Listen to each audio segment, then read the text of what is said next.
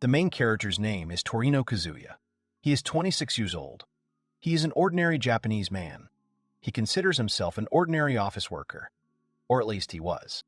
He is sitting in a sauna enjoying the hot water on a dark night. A girl next to him draws his attention. She asks if nothing will happen because they are here. The other girl with dark hair says she doesn't know why, but she feels calmer now. One with ears says that she would never have thought that heroes like them could relax like that. Another one supports her and says that she feels such a pleasant feeling. Here she turns to Kazuya, calling him dear. She hugs him and shouts that she has decided that she wants to be his wife. Three girls start crying. One thanks Yuki, wiping away her tears. Another says that she is really grateful that he accepted her. The third asks Yuki for forgiveness, that she misunderstood him. The hero himself wonders how a guy like him could even have a chance to experience such pleasure. He won their hearts. It all started when the goddess Nara gave him the task of looking after this world. The goddess Naru created this world by balancing the flow of magic circulating around it. If this circulation is disrupted, the world's balance will be undermined. Sooner or later, disasters will happen. If he can build a dungeon and create another magical flow to help with circulation. Something like that. It is because he understands what is happening better than the people of this world that he was chosen. The center of the dungeon are 3 magic stones. He was given the ageless body of an 18-year-old boy and several extremely useful abilities, even though he quickly began building the dungeon. There is one but. The goddess holds it out and says that this is his first payment. He sees the dungeon credit card, which has 500 points credited to it. The goddess says that he will need these points to buy new lands. He asks in surprise if he really has to buy even more land. He is told that he still needs to pay for maintenance. She explains that experience points can be used to summon monsters. With enough experience points, he can buy anything, including food, furniture. He says that she will go bankrupt.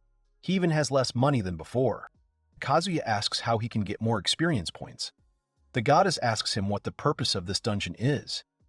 He answers doubtfully that it is necessary to balance the circulation of the magical flow. That's right, in other words, we need to attract the magical flow from outside here and turn them into experience points. He wonders if this means that creatures born outside the dungeon will die upon entering, or perhaps that under certain conditions they will continue to live for several years. The goddess says that there is one more thing, but these are all the basics, so she wishes him luck and instantly disappears. Kazuya muses that it might be easier to build an entire city underground. Dungeons are considered extremely dangerous, and it seems unlikely for humans to live there. Kazuya then shouts at the girls that from now on they must become physically stronger. First, he must fight the intruders and focus on collecting experience points, so he decided to use them to summon monsters for labor. The monsters fight. Kazuya shouts at them to learn from their mistakes. To fight harder, they must not lose to their past selves. Since these guys have low intelligence, improving their physical strength alone is not enough, so he began to teach them basic knowledge. Then they grew incredibly in the last few days. Then during training, someone in a panic shouts at them to stop and stand still. The girls on the ground with the guards stop in one place. One girl is unwell, judging by her appearance. One knight turns to Leah and says that this magical stream comes from underground. 2 girls are lying on the floor, exhausted and with their minds foggy. The man smirks and says that he just got an idea of what to do with these 2 girls. The eye that was watching them brings information to the dungeon. Kazuya listens to everything and summarizes that he has discovered 5 intruders who entered the dungeon territory. He says that 3 of them want to fight them. Based on what they know, he asks to look at information about them and take into account that they are formidable enemies. The 2 weak girls are the former 3rd princess, and the other is the former servant of the 3rd princess. Kazuya explains to his goblins that their mission is twofold: destruction and ensuring their safety. He declares the protection of these 2 girls as target number 2. The first squad platoon will be responsible for their protection. These 3 men will be their number 1 target. Kazuya adds that they must try their best to complete this task. The survivors will help the others with objective number 2. He shouts that they are starting the operation, orders them to do it quickly, because they, guys, are his proud warriors. Kazuya thinks to himself that he believes in their abilities. 2 heroes, 1 nobleman from a ruined city, 1 princess and her rabbit servant. These royals are nothing but trouble. This is a good opportunity to teach them a lesson about their dungeon. He sees men dumping girls. One asks the other not to be so rude, they are girls after all. They should be happy that they got the chance to become goblins' wives. Hearing this, Kazuya sighs and says that he understands everything. These girls are captured, so these guys know that she is a princess. And they didn't even return her to the castle, which means that they are not on the same side. He orders his men to start executing the plan. He orders them to get rid of one of them. Everyone suddenly starts to surround them. The other one panics and blames the other one, because he said that there were only a couple of them here. Laya turns to Cass and asks if he can handle them. He asks to give him 20 seconds. He starts casting a spell against the goblins. But then he opens the door above them, and slugs fall out of them. They scream indignantly about what that stench is. Kazuya orders the second squad to deliver these girls to the base, and the rest to be attentive and continue with the task. One of the victims is Elsa Lao Rashuru, the third princess of the Rashuru kingdom, one of the kingdoms fighting for these lands. In other words, she is responsible for governing her people. Ever since she was able to understand her situation, she was taught that the kingdom of Rashuru would bring peace to these lands. That's why she always wanted to do something for her people. Usually, nobles are never criticized for the war between the two kingdoms. One day, her servant Oriole told her that it was not about criticism. It was about using her kind heart to gain people's trust. It was at that moment that she realized her purpose. One day, when she was using healing magic to heal her people, the goddess Lirshu descended from the heavens. She watched over her, the girl who always tries for her people. She gave her the skills of restoration and a talented magician. In this way, she blessed everyone, gaining the reputation of a holy maiden. For the sake of her kingdom, for the sake of her people, she decided to try even harder than before. But it didn't last long. Unfortunately, they visited a village of a rival kingdom. The stranger said that the holy maiden could treat them as she liked. She believed their words without a doubt. They decided that they would not interfere in the affairs of the village. Princess Elsa cried tearfully and asked someone to answer her. The servant held her back and asked her to calm down. The unknown person says that following her orders, in order to prevent war between the two kingdoms, the inhabitants were sacrificed for a higher purpose. According to the plan, this place will become neutral territory. One says they would expect nothing less from someone of royal blood like her, so she has the potential to be a great leader. Here Elsa realizes everything and begins to think whether this happened because of her order. She turns to Oriole, who in a trembling voice tells the princess that she is sorry. She says that they were used as a convenient excuse to take over a village belonging to another kingdom. Elsa begins to tremble and examine the remains of the village. She barely says that if they had not come here, then this village would be intact. She begins to sob bitterly. The servant tries to calm her down. After this, a war broke out between the two kingdoms. Oriole said that it was not her fault, but still, she was the cause of this war. From afar, from the carriage, the princess sees some smoke from the flag. Here Oriole notices something and suddenly embraces the princess. They fall into the abyss, and the servant protects his mistress with his body. Oriole asks her if she is hurt. She says that she is sorry. Things don't look very good for them.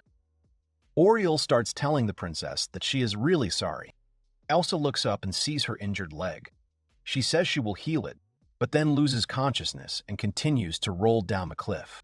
She falls right to those robber men. Laya says with a grin, "Isn't that a holy virgin?" They became servants, but perhaps that is what she deserves. Returning to the present, Kazuya knocks on the door, opens it, and sees the formidable Oriole hugging her mistress Elsa. Elsa starts screaming and asking what this all means. Oriole holds her back again and asks her to calm down. However, Oriole starts to moan at his injured leg. Elsa becomes worried and asks her not to push herself too much. Kazuya stands and annoyedly asks them to listen to him. He says that he can cure them both, but he wants them to follow him. The two listen attentively. Kazuya says that it's okay if they refuse. He won't force them to be his servants. However, he has his reasons. He wants them to be not mindless servants, but those he can trust. Elsa says that if he wants her to trust him, he must cure Oriole. Kazuya then tells her that she must promise him that Oriole will not attack him once she is cured. Elsa, in tears, screams that she promises that Oriole will not attack him. He replies that this will not work and that this is not enough. Kazuya says that she needs to install the installed protection. Both do not understand what he is talking about. The effect of this skill guarantees safety. Actions that do not fit into the established framework are limited. Harming others is prohibited. Kazuya says that there are other things, but for now, this is enough. Elsa clarifies that it is to ensure his safety. She thinks that he has other goals. Kazuya lets out a chuckle and says that she is beginning to understand what he is saying. He finally openly says that he wants cooperation with them. He will not tell them everything, but technically he wants to know more about this continent. He says he wants them to give him information from a royal's perspective, and they can both benefit from this. When he gets the information he needs, he will return them back to their kingdom. Elsa says hesitantly that she understands. She looks up and says that she accepts his terms. She turns to Oriel and asks in hope that she also agrees. She looks down and says that if Elsa says so, then she agrees. Kazuya extends his hand and says that then he will use his skill. The forces are directed towards the girls, at which point the collars break and fall down. Elsa happily says that it fell off. He turns to Kazuya and says that it is now his turn. She asks him to heal Oriel's wounds. He shakes his head and says that he is not going to go back on his words. But he warns that this spell can only be used with the consent of both parties. Oriel shouts that this is not true. He must be forgetting something. Elsa is surprised by such a statement. He says irritably that something like that happened. Then Elsa bows at his feet and begs him to help her. Elsa, with her head down, asks for another chance. Kazuya turns to Oriel and asks if she sees this. Even her princess bows. If she now accepts his terms. Oriel grits her teeth and says, fine, she'll take them. However, if he intends to harm Ilia, she promises to kill him. Kazuya agrees and says that he is not going to force them to do anything other than these demands. He extends his hand and announces that he will begin. He tells her to be ready. Now he uses his healing skill. He says the spell of advanced restoration. Oriel is surprised.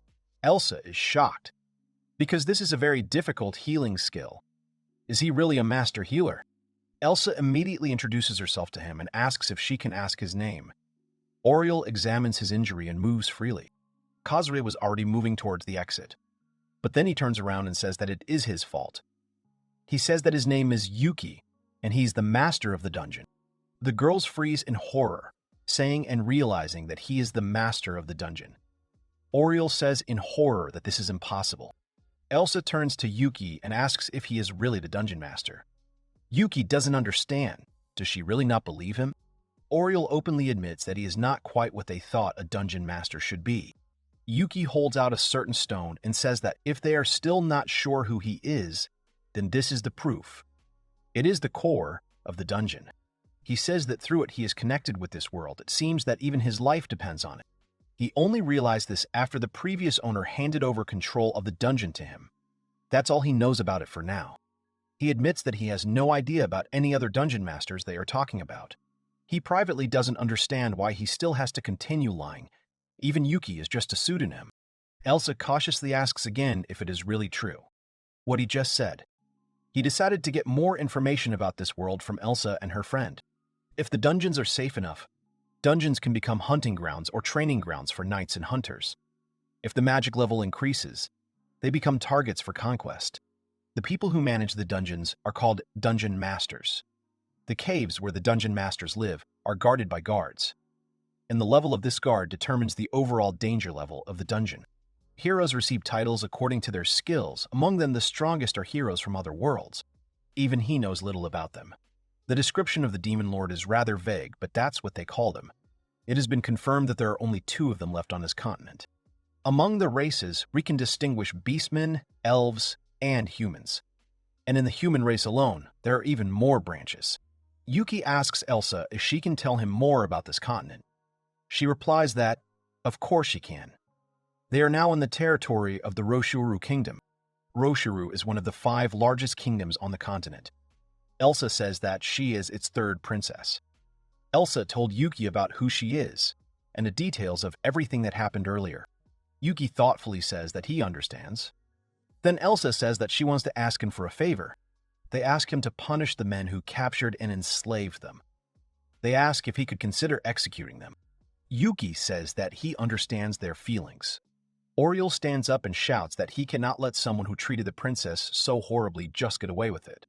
Because of the restrictions, they are unable to punish them themselves. Yuki refuses and says that he still wants to listen to what they have to say. The girls are surprised. Oriel shouts that talking to these barbarians would be a waste of time. Yuki is outraged that it is not appropriate for someone like Oriel, who solves all problems by force, to say such things. Elsa agrees with her and says that he should not talk. Kazuya wearily says that in that case, why don't they wait in the next room while he does this? He explains this by saying that if something bad happened, they could then come and help. Elsa replies that she understood him. He leaves, then turns to them, and says that there is something he would like to ask them about. He asks the men why they want the princess to be their servant. Wouldn't it be easier to return her to the kingdom? That way they would get fame and riches. One man starts that it's all for the sake of his wife and daughter, his friends, the village, the city. He wanted revenge. He was an ordinary adventurer. He didn't even realize how he became a city hero. He had good friends, his wife and his daughter, by his side. He says that they are his treasure. He would never exchange them for any national treasures of this world. Once a friend asked him what would be best if he too could find a loving family. Laya answered with a grin that he was already engaged. He tells his friend that he is the son of a lord, so in his opinion, he can choose whoever he wants as a wife. Then his friend asks with a grin, what about his daughter then? He angrily shouts at him that this will only happen over his dead body. One day, soldiers of Roshur arrived at the village where Laya and his beloved lived. Since that army was accompanied by a holy maiden, he thought that their purpose was only to offer help. But he was wrong. A month later, Roshur's army attacked them and launched a full-scale assault on the city. Only they remained. The few survivors and all living creatures in the area were destroyed. He begins to sob and says that what was more precious than fame and money, his treasures, were all lost. Elsa listens to all this and covers her mouth in horror. Laya concludes that this is how they decided to kidnap the princess, and were going to punish her in the most terrible way. Kazuya says that, however, he himself prevented them. Is that true? Laya says that it is not so. Thanks to him, he had time to think about everything. No matter what they do, nothing can be returned. It is like a nightmare. Even if he takes revenge, his wife and daughter will not be happier. After a sad silence, Laya asks if the princess really told him to come here. They bow their heads and ask him to hurry up and kill them. They don't want to do anything else that will anger his family even more. They figure the sooner he does it, the better it will be for them. Kazuya turns to Elsa and asks if she heard everything. She, in complete horror, replies that she heard. Leia says with some despair that the executioner is the princess. Then Elsa comes up to them and bows before them. She bows at their feet and tells them in a trembling voice that she is terribly sorry. Laya looks on in shock and does not understand what is happening. Elsa cries bitterly and says again that she is so sorry, she asks them for forgiveness. She herself does not understand why everything turned out this way. Laya suddenly stands up and asks Kazuya if he knows anything about it. Kazuya replies that he is still not sure if they told the truth or not. He told them everything that Elsa said. Their heads bowed, in complete bitterness. Laya approaches Elsa, who is still bowing before them, and asks her to stand up. He tells her not to hang her head like that because he doesn't deserve it. He's just a guy who got it all wrong and acted like a bad person. Elsa raises her head and says again through tears that if she had not been there, his family would not have had to go through this. Laya says that from her story, it seems that all along they wanted to invade their land. They were just using her as their tool. Besides, it is partly their fault, as he himself believes. Elsa swears on her life as a princess that she will not allow such tragedies to happen again. She will do everything possible to stop this war. So Kazuya talked to Mobu and his comrades. He asked them to take care of these girls and buy some things for him. In addition, they also agreed to become his protectors. They say goodbye. The men say they still have some things to take care of. So here, they part ways. Elsa thanks them for everything and accepts it. She hopes that they will be able to meet again. Laya says that of course they will be able to see each other again when they return to that dungeon. They leave. Elsa tells Oriel that they are returning to the castle. Then Elsa turns to her and says that from now on, they can fight on the battlefield themselves. She asks if she will join her. She holds her hand tightly and says with a smile that, of course, she will follow her wherever she goes. The men reach the city. Laya stretches and calls the others to follow her.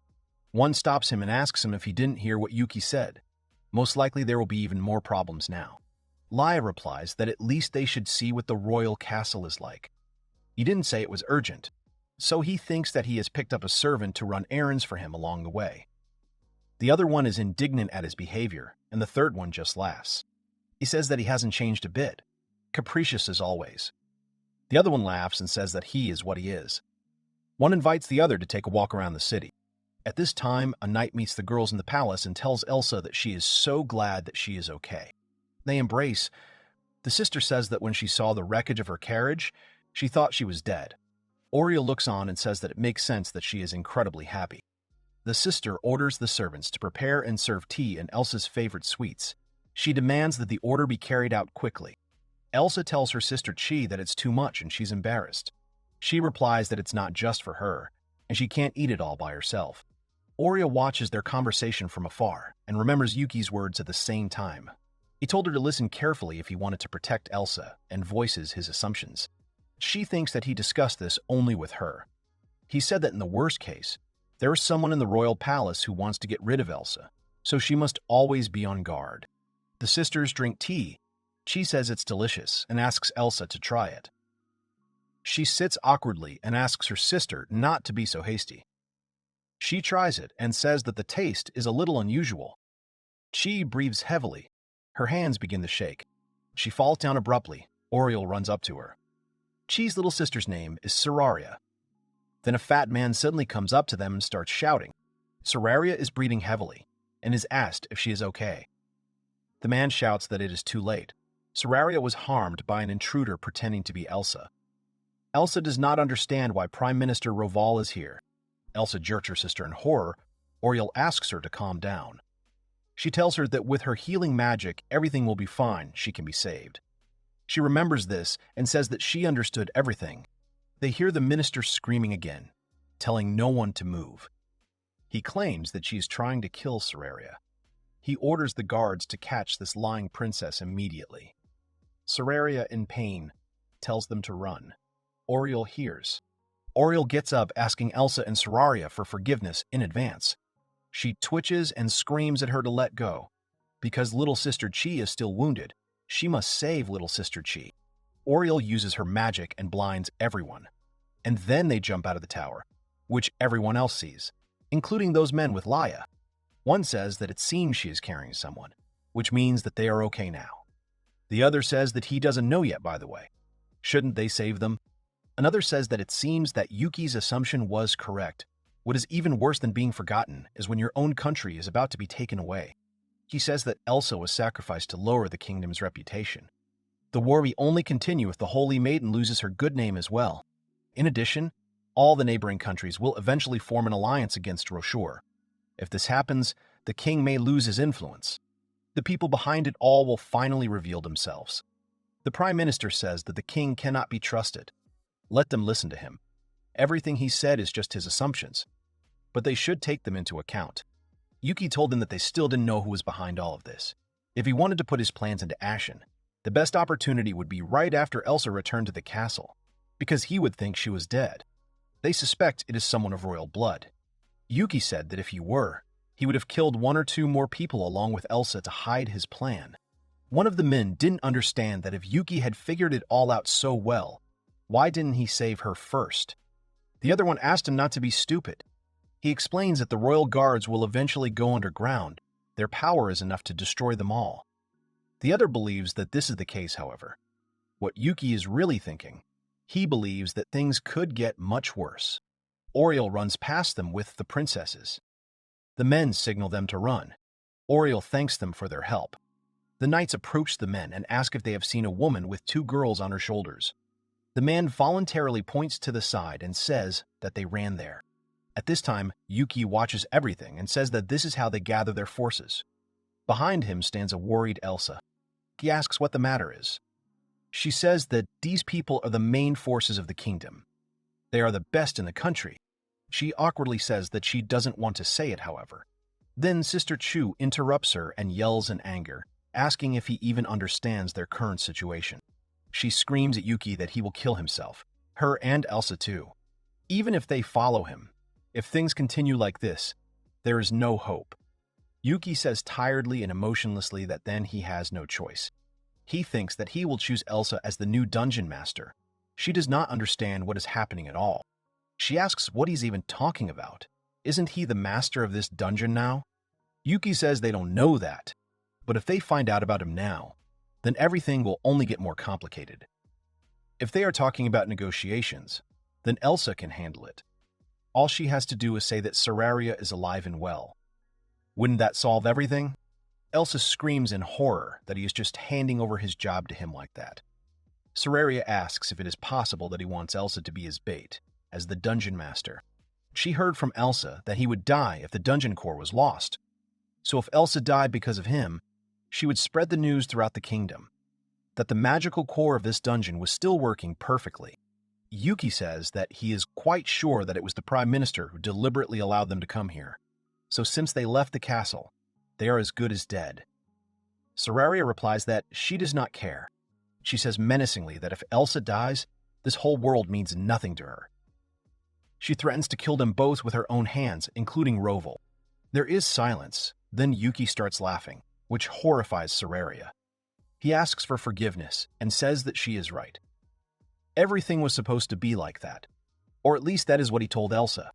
He says with a smile that it is true that without this core, the dungeon cannot exist, but he did not say that he did not have a backup plan, and he did not say at all that he was going to run away and leave this dungeon.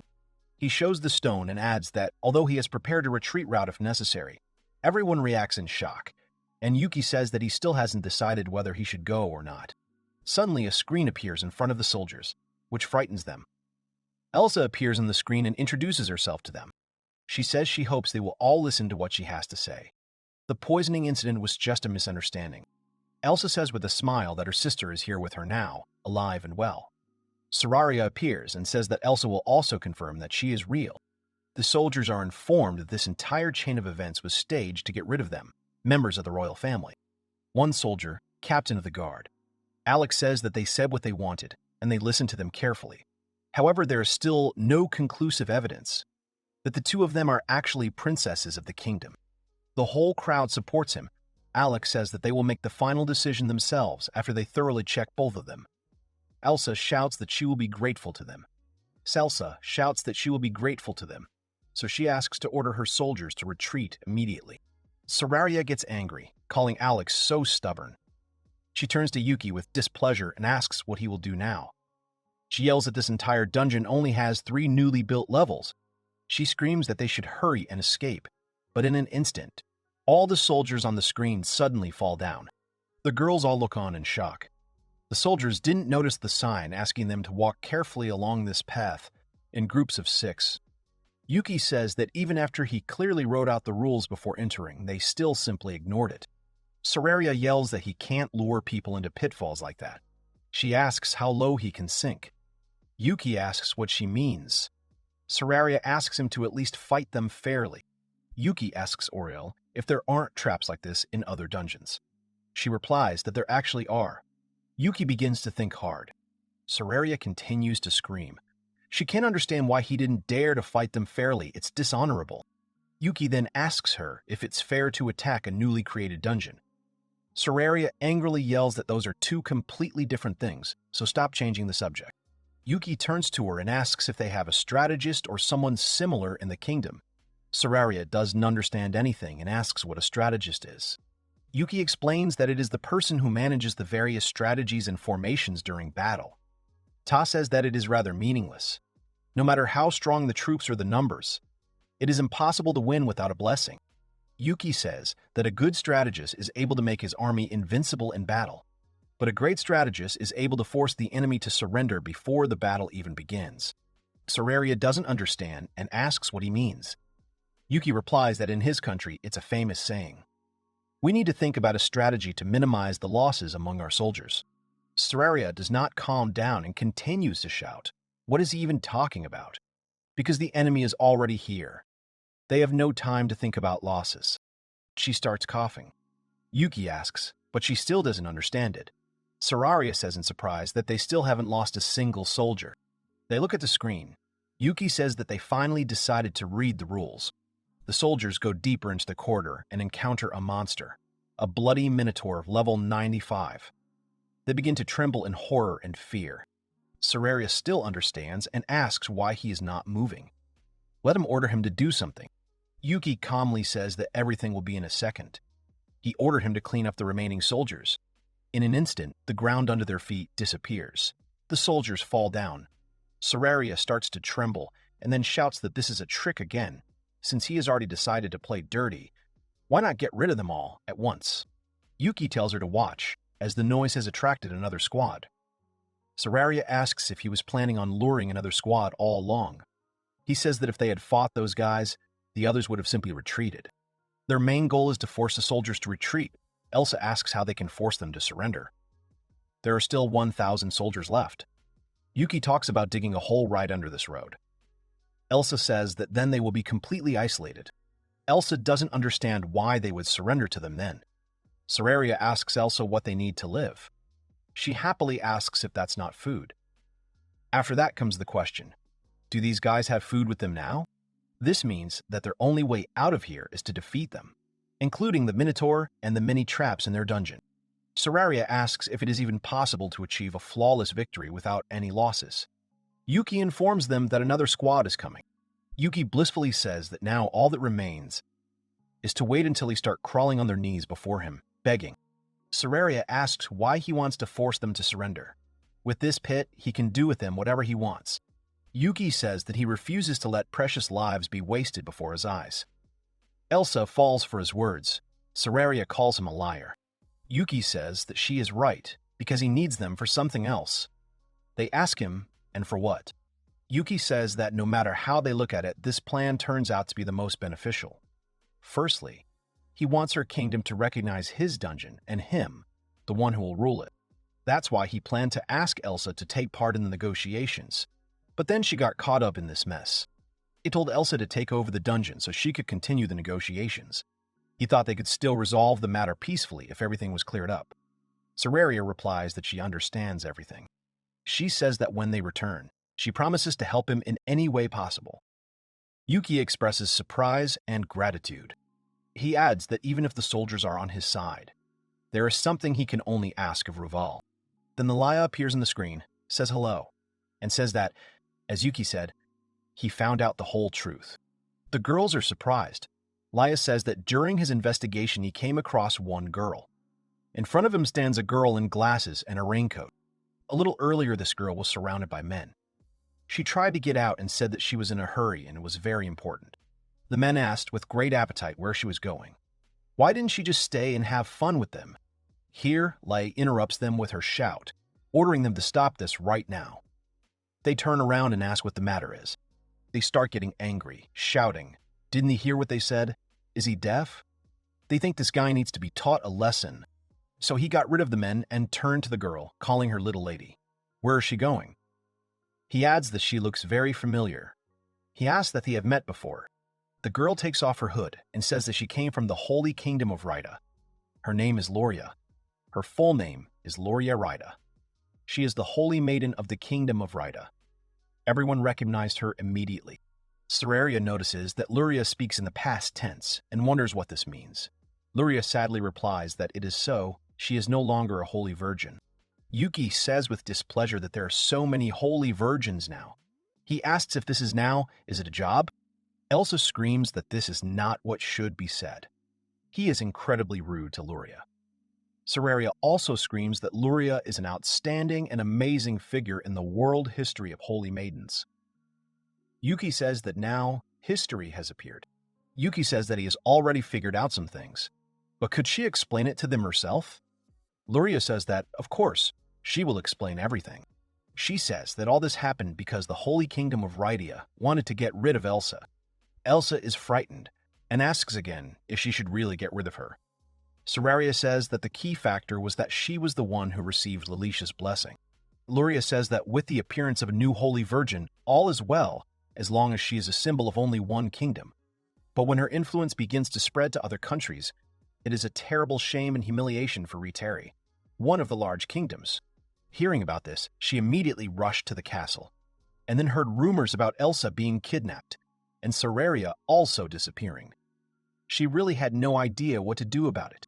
Yuki finishes by saying that she then ran into Rowan, who successfully informed the king about everything. Raya says that this is absolutely true. Yuki asks if they are all there. Other figures appear behind Luria, whom she calls father and sister. One introduces herself. Her name is Alia Las Rashuru. She would like to thank them all for looking after her sisters.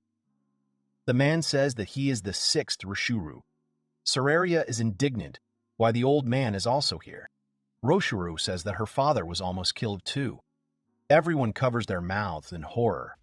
However, he was warned in advance, so now he is safe. All thanks to these saviors, Raya and Luria. The old man talks about the problem with the guards. He accepts Yuki's request, but doubts and asks him who he is. Yuki replies that he is just an ordinary poor guy who got caught up in their trouble, and also the master of this dungeon. They begin to dispute this. Yuki says that it's okay if they don't believe him. He thinks they can all relax now. But let them take into account that he is not helping them out of the kindness of his heart. The old man laughs and says that even though he speaks to them so directly, he does not feel any hostility from him. He suddenly becomes serious and asks the dungeon master what his true intentions are.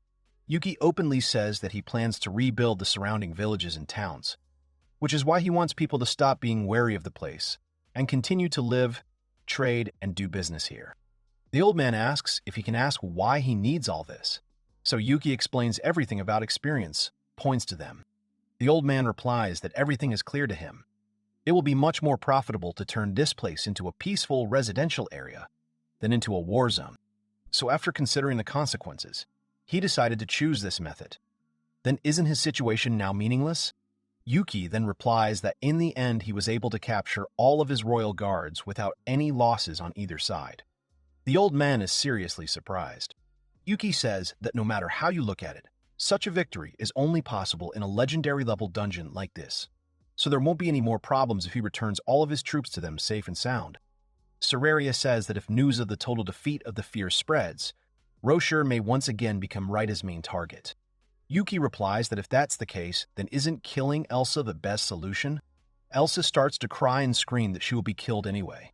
Seraria laughs and asks her to calm down, saying that they are just joking. This is not real. Roshuro says that he understands that if Raidia finds out that Elsa is alive, she will definitely attack them. But he asks what if they back out of his plans. Yuki replies that he does not really care. Even if they go back on their word, all he needs is a new contract. To get the dungeon fully ready, he only needs about 23 days, and with the loot he currently has, this is more than enough for him. The old man is amazed at his achievements in such a short period of time. He says that he has understood him, and that they will follow his plan. However, there is one more thing. Rashuru asks Yuki if he could hide all traces of Elsa's existence. Elsa twitches in confusion. Rashuru leans in and says that he doesn't deserve to be a father. But given the choice between the lives of his people and his daughter, he is still forced to bitterly choose the former. He says that he must think he is a heartless person. Yuki replies that this is not true at all. His decisions, being a king who always worries about his people, have earned Yuki's respect. Yuki turns to King Roshur and says that as long as he keeps his word, he swears on his life that he will protect Princess Elsa with all his might. Seraria asks Yuki what's the matter. It's so unlike him. In the background, Elsa is happy, thanks to Yuki. Yuki tells the king that in the meantime he will definitely lure out the one responsible for everything that is happening in Roshur. He adds with a grin that, by the way, there is something with which he will need the king's help. At this time, the soldiers scream in horror to Minister Roval. He asks why he made such a noise. The soldier gets his breathing under control and says that His Majesty and the princess were killed. He orders the soldier to return quickly to the castle and report that he will arrive as soon as he can. The soldier listens and gallops back on his horse. Another man next to Roval says with a smirk that the kingdom of Roshur will definitely end up in their hands. He straightens his mustache and says that it is so. Now all that remains is to wait for Raida to get rid of Elsa for them. He says gleefully that they will definitely reward them for this. This country will be the most suitable prize. The soldiers in the dungeon overhear their conversation, as one of his subordinates asks Roval what he is going to do with the soldiers stuck in the dungeon. He replies that they are of no use to him now. They will not get out alive anyway. The soldiers look on in horror. Yugi asks Mr. Captain Alex what he thinks now. He awkwardly asks him not to say anything. Sararia turns to the brave soldiers and shouts that they have seen the truth, and if they believe it, then let them throw down their weapons and surrender. The soldiers joyfully exclaim and throw down their weapons. At this time, Roval pretends to come to the king's chambers with great bitterness and shouts to his king and Princess Arya. The soldier asks the military leader Raoul to calm down. The minister comes in with tears and says how can he remain calm in such a situation. King Rocher lies in a coffin surrounded by flowers. Roval is shaking all over, crying and saying that this cannot be. He throws himself into the coffin and asks the soldier for forgiveness. Could he please give him a minute? Because he wants to say goodbye to His Majesty. As soon as the soldier leaves, his tears stop and a smile appears. He says that everything is going as planned. He says out loud that now their contract with Raitai is fulfilled. The royal family of Rocher is no more. He says that from this moment on, he will become the rightful ruler. But then Rocher suddenly stands up and pierces the minister with his sword. He says that it seems that he is starting to get old, since he has not killed a man like Roval earlier. He stands in shock and does not understand. Realization comes when he sees his hand on the floor, not on his shoulder. A loud scream is heard. Rocher orders the soldiers not to let him die. Arya stands up and says that she didn't even get a chance to show off. Roshuru tells her that she shouldn't worry about it. He says that the main part of the show is about to begin. Then a soldier comes in and reports an emergency. They found Roan's subordinates in their army. Roshuru thinks and says that he is not surprised, but it should not be such a serious matter as to cause panic. The soldier also adds about Elsa that she was pierced with a sword. He shouts that she is dying. At this time, the Holy Virgin Luria is riding a horse. She sees Sararia. She begs the Holy Virgin to save Elsa. The soldier asks her to wait. The soldier wants to warn that the maiden Rithari is forbidden to do this. Sararia shouts to him that she is their close friend. She adds that besides that they can no longer help her in any way. The soldier begins to cry over the loss. But then the Holy Virgin Luria takes over and says that they will try. She uses the highest healing.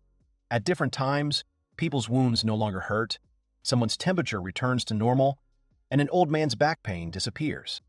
The soldier is surprised. So this is what this power of the Holy Virgin is. But Elsa still does not regain consciousness. Sararia watches and worries. She tells Luria that she is using too much power. If she continues, even she might pass out. Luria continues and says through force that Elsa is like a sister to her. She cannot let her die. After these words, Luria falls. At this time, negotiations are taking place with King Rocher. 1. A subordinate says that according to Roval's confession, everything that happened was part of Reitz's plan. They need to unite with Garut and declare war on Rita. The other one shouts to stop talking nonsense. Garut will definitely unite with Rita. Another one shouts through glasses that justice is on their side. They must make them pay for everything they did to Alia. The king shouts to calm down. War would only make their people suffer, but would not solve anything. They do not understand and ask what they should do then. Then, Sararia runs up to them. Everyone falls silent. Sararia asks them if they could listen to what she has to say. The man, horrified, asks how she escaped. They start shouting that she is not allowed to be here. The king tells them all to calm down again. He says that Luria is Elsa's friend. Besides, he heard that she used all her powers to save Elsa. He asks sternly if they won't even give her a chance to speak out. Luria remembers Yuki's words that she should simply remember to wisely shift the responsibility to someone else. Luria begins to say that everything that happened is part of the Demon Lord's plan. Everyone listens attentively, but with such information they are left with their mouths open. They shout at her not to even think that she can deceive them with such a stupid story. They agree with this thesis and shout that it is humiliating. Sararia steps in and asks if they could just shut up. If this was all part of Rita's plan, then why did they even let their holy maiden come here herself? She says reproachfully that she even mourned Elsa. If everything is just a game to deceive them, she herself will execute her. Everyone suddenly falls silent. The king says that he thinks they have reason to believe them. He brings tears to the men, saying that it is all for the sake of Elsa, his unfortunate daughter, and for the sake of the people of their kingdom. At this time in the dungeon, Elsa asks Yuki. She was wondering if it was really necessary to stage her death. Yuki says that Ritteri's main goal would not be achieved until her death is confirmed. She asks why then blame everything on the Demon Lord. Yuki replies that if the responsibility were shifted to someone else, or even the kingdom, war would be inevitable. Elsa says that then it might attract his attention. Yuki says that the Demon Lord has nothing to do with it. They just use him as an excuse and no one seems to mind. Then they just pass the buck to him. If it can save a lot of lives, then it's the right thing to do. Elsa asks how's that even possible? It would only backfire. Why don't they just gather their troops and in the name of justice force Rita to confess to her crimes? Was Rita the main reason for all this? When Elsa hears this question from Yuki, she freezes. He says that it is not so. It was her. Yuki says that she was so easily used as a holy maiden. He asks if she even understands it. Oriel stands up for her and asks what he's even talking about since Elsa has saved countless lives. Yuki then asks if that will do anything about the current situation. He tells her to compare the number of people she saved and the number that will die in the war. Which of them is greater? Oriel also falls silent. Yuki says that he understands how she feels right now, but she shouldn't think of herself as an omen of destruction. She's just a reason to start this war and nothing more. He says that if she had not become a holy virgin, people would still admire Luria. Raval would not have come up with this bizarre scheme. Elsa asks to stop, but Yuki continues to say that Mobu and his friends would still live happily with their families, and the Roshuru royal family would not be attacked.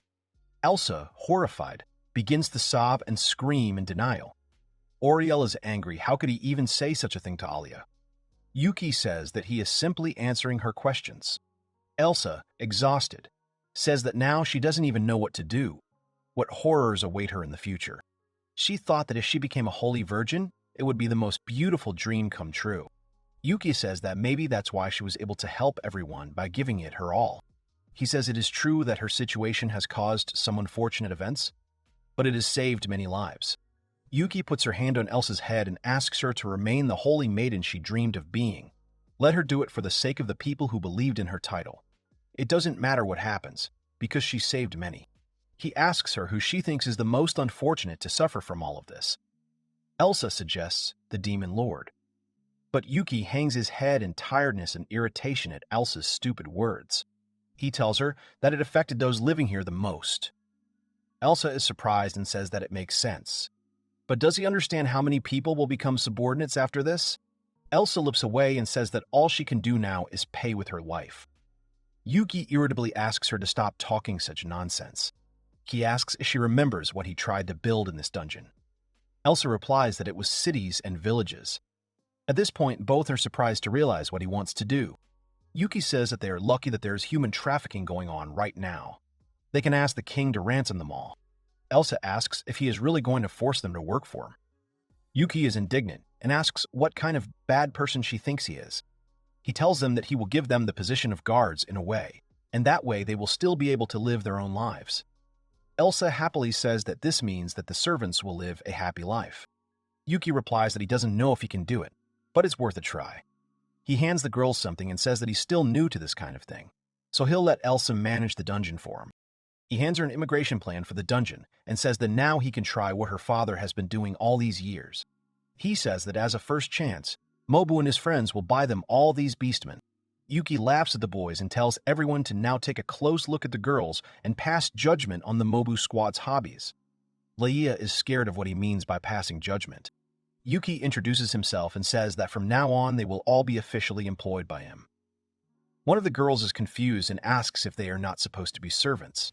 Yuki says that this dungeon is under the control of the recently deceased Elsa, and they are thinking of building a village here, so he hopes that they could help manage this place.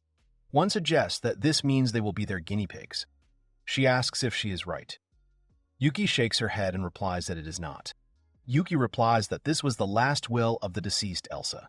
The purpose of this construction plan is to create an ideal place for the peaceful life of people who suffered from the horrors of war, especially those who were involuntary. The beast woman says that she understands him, in which case they agree to follow Yuki's plan. She introduces herself. Her name is Eliza. She is an elf. She has some mathematical skills. The other one introduces herself and says that she is Tori from the Wolf Clan, and she is completely confident in her strength and endurance. One little one says that her name is Asuran, and she is a human. She can do simple housework. Yuki is surprised, strokes her head, and says that housework is necessary in everyday life. Eventually, she will get used to it. He turns to Mob and calls him a lolicon. One is named Eli. She is part of the Wolf Clan and wields many weapons. The other one is called Faria. She is a dwarf, the only experience she has in the craft she gained by watching others work. Another one is called Kia. She is from the Wolf Clan. She can control the fire of spirits and wields a club. Yuki tells the little girl that she doesn't need to worry about being useful right now, but to just try her best in her studies. Another one says her name is Millie, and she is a human. She can handle paperwork and some calculations. Another one is called Ratsu from the Rabbit Clan. She was a merchant, so she is familiar with business. Yuki looks at the last one and notices her form. She says that she is Rabirasu. She is part of the Demon Clan. She says that there are no such things that she can do. Yuki pats her head too and tells her to try hard with Asuran and the others. Here, Ruby asks Yuki if he is really a doppelganger. Yuki freezes in shock and does not understand how she found out. She immediately says that she has a special ability and it is called clairvoyance. So Yuki is the master of the dungeon. She asks where his true form is now. The other girl exclaims in shock that she has one of those rare appraisal skills. Yuki turns and asks her if there's something wrong with that. One of Mobu's squad says that since she can check the status of anyone, she can even see through lies. Normally, this would be considered peeping, so he believes that she was treated with contempt. He says directly that he's even surprised that she was able to live to this moment. The girls get scared and hug Robbie abruptly, asking her to stop talking like that. Only because of this ability they consider her a monster. They do not understand why they are doing this. She is their friend. Here, Robbie sternly tells the guys not to harm them. All this is because of her, so let them do with her whatever they want. Yuki looks at her for a long time, and she looks back just as confidently. He agrees, extends his hand, and says that it will be as she wishes. One blow sends Robbie falling backwards, the girls begging him to stop in horror. At some point, Abi wakes up and notices that her wounds are healing. The girls hug her and shout that it is amazing. Yuki apologizes for this, although she didn't mean anything bad, but at the moment he has his own reasons for not showing up. He is the dungeon master after all. Robbie doesn't understand and asks what it means. Another suggests that he was testing them. If he dies, the whole dungeon will disappear too. Another notes that it's a pretty smart move. The girls cuddle up to Yuki and ask if he now considers them trustworthy, and smiles. Yuki replies that this is true, but he freed them from subordination in order to make them his guards. The girls do not understand and ask, so he spent time explaining the basic ideas and conditions to them. He gave a lecture on the guardians that even monkeys could understand. Robbie says that she understands. She thinks she can trust him, but she hopes that next time the real him will stand before them. Yuki promises this. All the collars break and fall to the ground. The girl says that they are really free. Their lives are becoming more interesting. The girls turn to Yuki and say that from now on, they rely on him. Here she excitedly asks to stand and asks how they should build a village. Are they really going to sleep on the street now? Yuki remembers and says that first he will explain it to them in more detail. He presses a button, after which a hut appears in front of them. The girls admire it. So this is what kind of power the dungeon master has. And this way he can even make people's work easier. Yuki asks them to take off their shoes and leave them outside the door. He explains that this is a tradition of the place he came from. The girl says that he must have come from a special world. The girls come in. Yuki says that before he explains everything, he asks if they want to enjoy a hot bath. The girl asks what he means. Is he talking about the well? Yuki asks the girls if they know what a bathtub is. Azurin shouts happily, "Isn't that something only aristocrats and royalty can own? Does he really have one of those?" Yuki says he has a better one.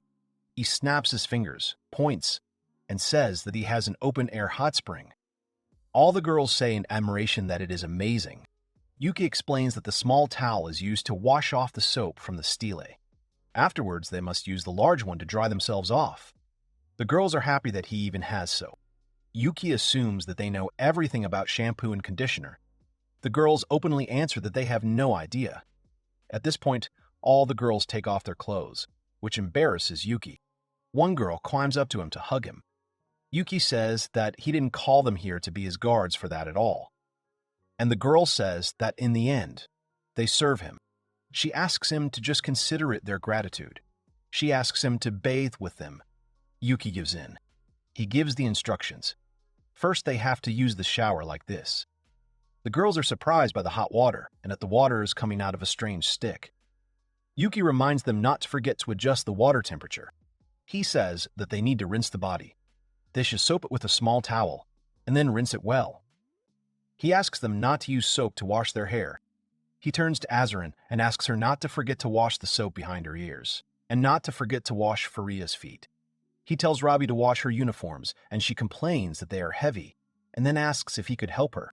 Yuki is happy to help, taking it as a reward. In a certain sense, he feels absolutely healthy. He says that shampoo is used to wash their hair. After using it, they should wash it off. To soften and nourish their hair, they should use conditioner. One says her hair is so soft now, it feels so amazing. Another says it smells so good. The third screams it's amazing, so she offers to sell it in the store. Yuki shouts, pointing his finger, that now it's time for an open-air bath. This will be their main source of fun. He tells the girls not to forget to enter slowly because the water is quite hot. The girls obey, enter the water, and enjoy it. One says that the water makes her body melt. The other says that it is such an amazing feeling. Even if they are just sitting in the water, Yuki believes that in this world, things like this can be quite unusual. He should try harder. A little later, all the girls are sitting at the table. They don't believe it and are surprised. Can they really eat this? Can you really treat them to such expensive dishes? Yuki takes a sip of something and says that he thinks it is quite normal. The girl hugs him and swears to be a serving yesterday. Yuki twitches and pushes her away, asking her to sit quietly and eat her food. She tries it and says it's delicious. She's never seen food like this in her entire life, and such luxurious dishes too. Another one eats rice and says that this rice is also incredibly good. The third one says about the salad that it is simply a work of culinary art. Little later, Yuki says that they are probably very tired. He promises to explain to them the details of their work tomorrow. The girl asks her where he is going. He calmly answers that he is going to his place. The girls start saying that they want to go with him. Yuki thinks, but in fact everything will be fine. The girl says that they won't mind if they want to sleep with one of them. Yuki says that he will pretend that he didn't hear her words. They are walking along the road and the girl asks, "He is Kazuya, but why does he call himself Yuki?"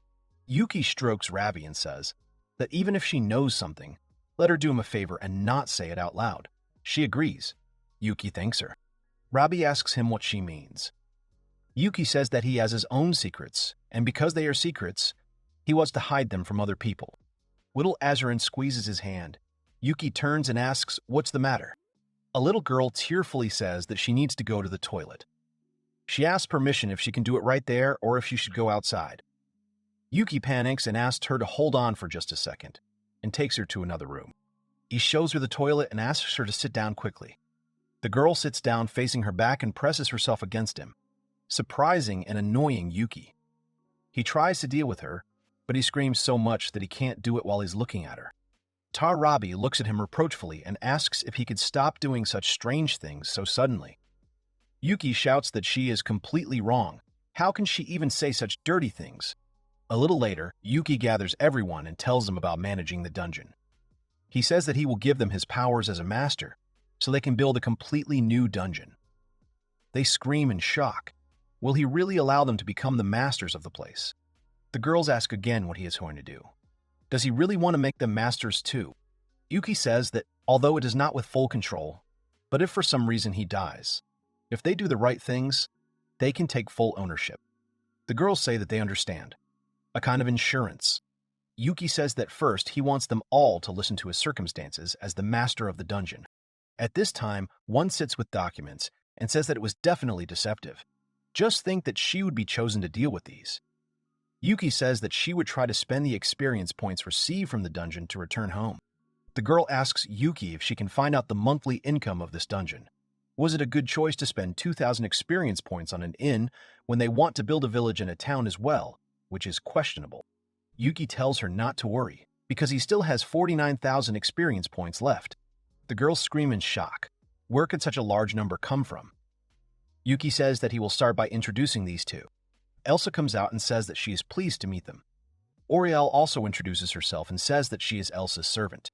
One accountant says she now understands that these two are the reason for the extra portions of food in the last few days. Yuki says that now, given Elsa's circumstances, they can say that these two, he doesn't have time to finish. The accountant prays and says that to their current situation he has made another devastating announcement. Their current amount of experience points is the result of all this.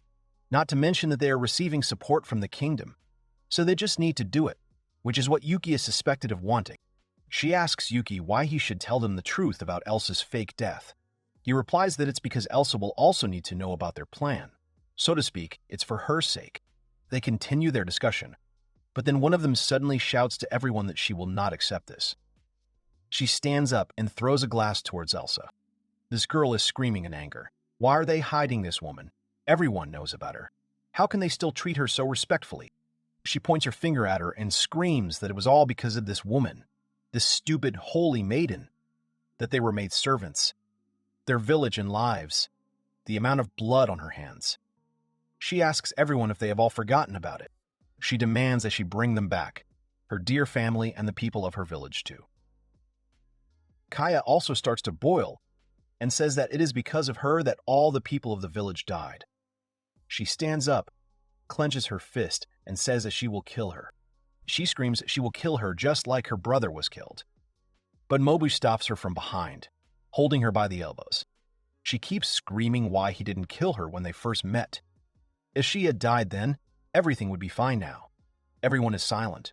Then Elsa asks her for forgiveness again.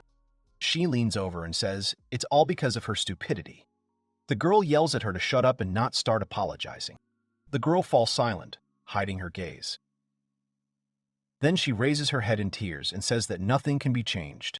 The other girls continue to drink tea calmly. The accountant apologizes to Yuki. She asks if it is possible to postpone this conversation until tomorrow. Yuki sighs. She honestly admits that she is also in a rather bad mood now. Oriel tries to calm Elsa down.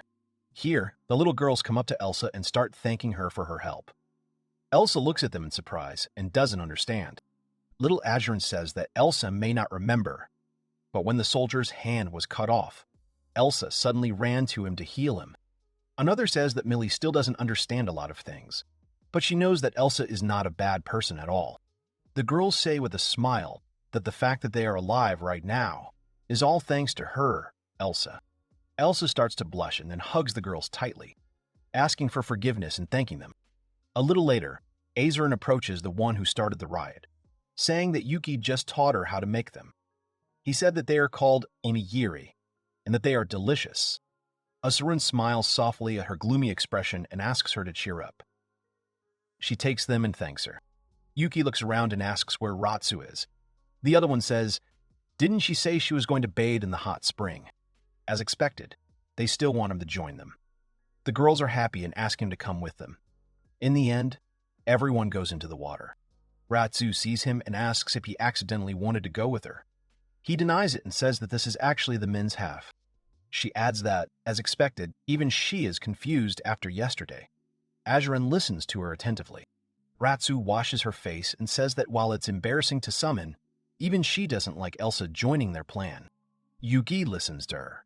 Ratsu points and says that even though she made this toy, it used to belong to someone else. Even though the ownership only lasted for 3 short days. One day in the village, Ratsu was sitting and making this toy out of wood. A girl looked out of the wood and was surprised by the rabbit. Seeing this radiant smile, she gave her a freshly made rabbit, which she wanted to sell. After that, they did a lot of things. Talked, did business, played together. Or so it should be. Her village was also drawn into this big confrontation. And if only a little more, just a little more, and they could escape from this village together. The little girl was shot with arrows, It all happened because she kept making those rabbits. Having lost hope, she was captured and sold. After that, she had her first meeting with him, with Yuki. Ratsu hides her face and says, "I wonder if she regretted getting that rabbit and knowing her." Yuki sighs and says that at the moment, 4 out of 4 are enjoying this rabbit, and it will be up to her whether that number increases or decreases. Ratsu looks up, then says with a smile that that's right, he's right. Yuki says that then she'll just have to try hard here. In the end, he wants a small amount of a special product. Ratsu says that he definitely does not hold back his thoughts. Yuki later asks her if she is sure she wants to help set the traps, to which she replies that she will have to think about it. Yuki says that she already knows how to write letters. He asks if Azurin and her peers can also write. She replies that this is not true. There are not many people nearby who can write. Commoners do not use writing.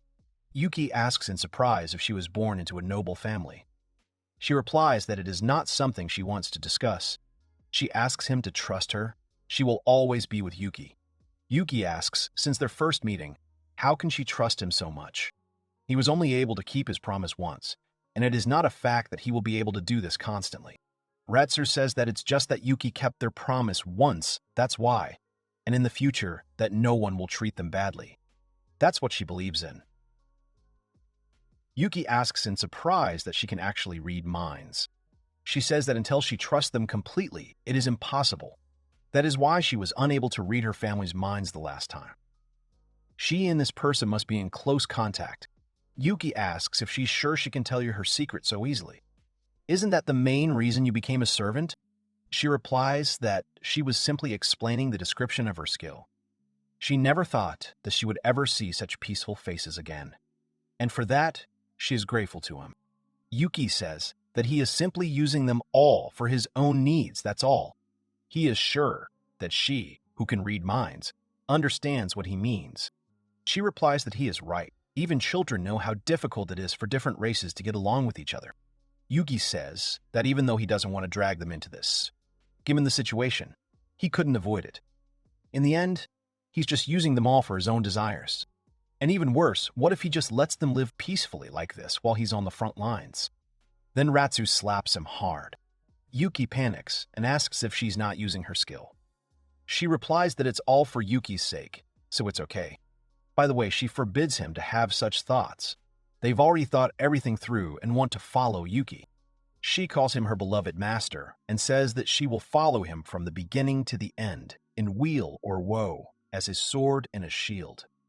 Here and now she swears by all that she has, and as his beloved. Yuki asks if this isn't a rather forced contract. She asks if he wants her to read the wedding vows as well. Yuki asks her to refrain from doing so. As if he were to accept a vow from a girl, his conscience would not be clear. Ratsu looks at him and says with a smile that there is nothing to be done, they will do it all slowly. So she asks him to take care of her. At this time, the little caretaker flies to him in a panic and reports. Yuki says that this is bad. He tells Ratsu that the people are near the dungeon, and they can't casually interfere with it from here. Ratsu excitedly asks what he means. Yuki says that someone appeared at the entrance to the dungeon. They can't do anything from here. Ratsu asks what he means. Maybe now, because of Elsa's protection, there is peace and quiet in this dungeon. But if Saria, who also inherited the powers of the Dungeon Master, is not here, in case of trouble, they will not get off so easily. Yuki comes up with an idea and asks how about looking at what's going on before making a decision. He talks about the challenge and asks Ratsu to try to repeat it, which she does. Suddenly, a screen appears in front of them with tabs for the girls and the Mobu squad. The girls are scared and ask what it could be. Yuki calmly explains that it is a skill that allows you to easily contact anyone you want. He tells everyone that there's a group of men hunting a girl near the dungeon. He needs their help in deciding their next move. He asks them to hurry and gather in the banquet hall. In the banquet hall, Yuki says that she will now describe the whole situation to them. The girls look around in surprise. One says that although she seems to understand that the monitor shows the surrounding area, it is so difficult. Yuki asks her to keep this question to herself for now, and she says that now she understands, which means they simply cannot help her thoughtlessly. Mabru comes up and says that even if they do this, they won't be able to hold them all back. But if this girl herself can accidentally get to the dungeon, then maybe it will work out. Leah asks if there is some kind of connection with her. Yuki says that's a great question, because their scout should have made contact with her by now. They all watch through the screen and are surprised because they see Luria running from the guards. They see guards and wonder if these aren't her guards. One asks if this girl is the former holy maiden Readery. Yuki confirms this and believes that the Knights of Readery are pursuing her. It seems she has become a hindrance to them. He says that now they will try to catch the pursuers. He tells Slime number 1 to contact Luria and lead her to the dungeon. Luria notices the slime and is surprised. Yuki speaks through the slime and explains to Luria how he does it. Luria remembers and realizes that this is the master of the dungeon. Yuki tells her that he will take her to the dungeon. The girl who started the riot asks what this all means. Is not their real target this girl? Hinting at Elsa. Yuki explains that this is not the case and that ultimately it was only to destabilize the country. The girl says that now she understands. Yuki says that for the support flowing from the saint, Luria is a hindrance, since she has even more power than Elsa. Luria runs and says reproachfully how insightful they are. The guards chase after her and shout where she is. They must kill her so that Aster becomes the only saint. Luria excitedly asks the slime how much more. Yuki replies that there are still 57 steps left. Luria is surprised and asks how they can know her location so precisely. She stops abruptly at a sign that says that no one is here, and in case of injury, they should leave a letter here. Luria says that can't be. Yuki tells him to hurry and go in, or she will be seen. Suddenly, Luria gets arrows in the back. Elsa worries more than anyone. She freezes in horror. Then she scolds Yuki for putting that weird warning sign there. She thinks it's because of her. Yuki sighs tiredly. Ratsu appears and tells her that she could please keep quiet when she doesn't understand anything. Yuki would never do something unnecessary. The other one says that Elsa is actually a simpleton. No wonder she was so easily taken advantage of. She asks hintingly if they should ask the Lord Knight's opinion. Oriel and Elsa look around. Oriel says that she thinks he did it on purpose. She asks Yuki if he hurt her on purpose. Elsa angrily yells at Yuki, asking what the point of all this is. Yuki replies that the point is in her current state. That is the purpose of this inscription. Anyone who sees this inscription will not be able to make a rational decision. And the proof is the girl in front of him, who is incapable of thinking rationally. He asks her if it would be better to go and get Luria instead of being angry at him. In any case, she is already in the dungeon. Elsa immediately rushes off, but another one stops her and says that if she goes right now, she will ruin Yuki's plan. At this time, Luria barely makes it through the tunnel, while the guards stand in front of the sign and try to make a decision. One says that he thinks all the monsters and traps in this dungeon have been dealt with, even though they don't have a map at the moment. The other says that he thinks they'll deal with the girl before she gets too deep into the dungeon. Elsa shouts that, as expected, she should go straight. Ratsu calls her stupid and says that it is because Luria was injured that they can predict their next moves. They see through the screen how one knight commands and says to leave 2 at the entrance, and the rest will find and sew up this girl. Everyone obeys. The girl says that in accordance with her brother's plan, he intentionally allowed Luria to be injured, which caused most of the soldiers to enter the dungeon to capture her. He was able to predict their behavior by deliberately placing that warning sign. Yuki says that by following Elsa's plan, they won't be able to get any information. It's selfish to say that information is useless without knowing anything. Even if something seems useless, it can be useful if used.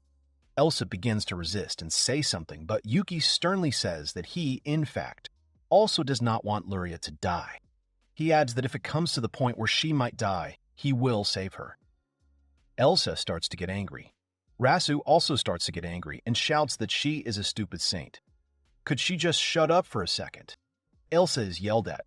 Why doesn't she try to put herself in Yuki's place instead of being stupid and attacking him? Ratsu says that all she can say is that Yuki never intended for her to die from the start. If he had decided that the arrows of those knights could have killed her, he would have definitely done something. There is silence. Here, Oriel stands up for Elsa. He says that although she understands why everyone is angry, Luria is like an older sister to Elsa.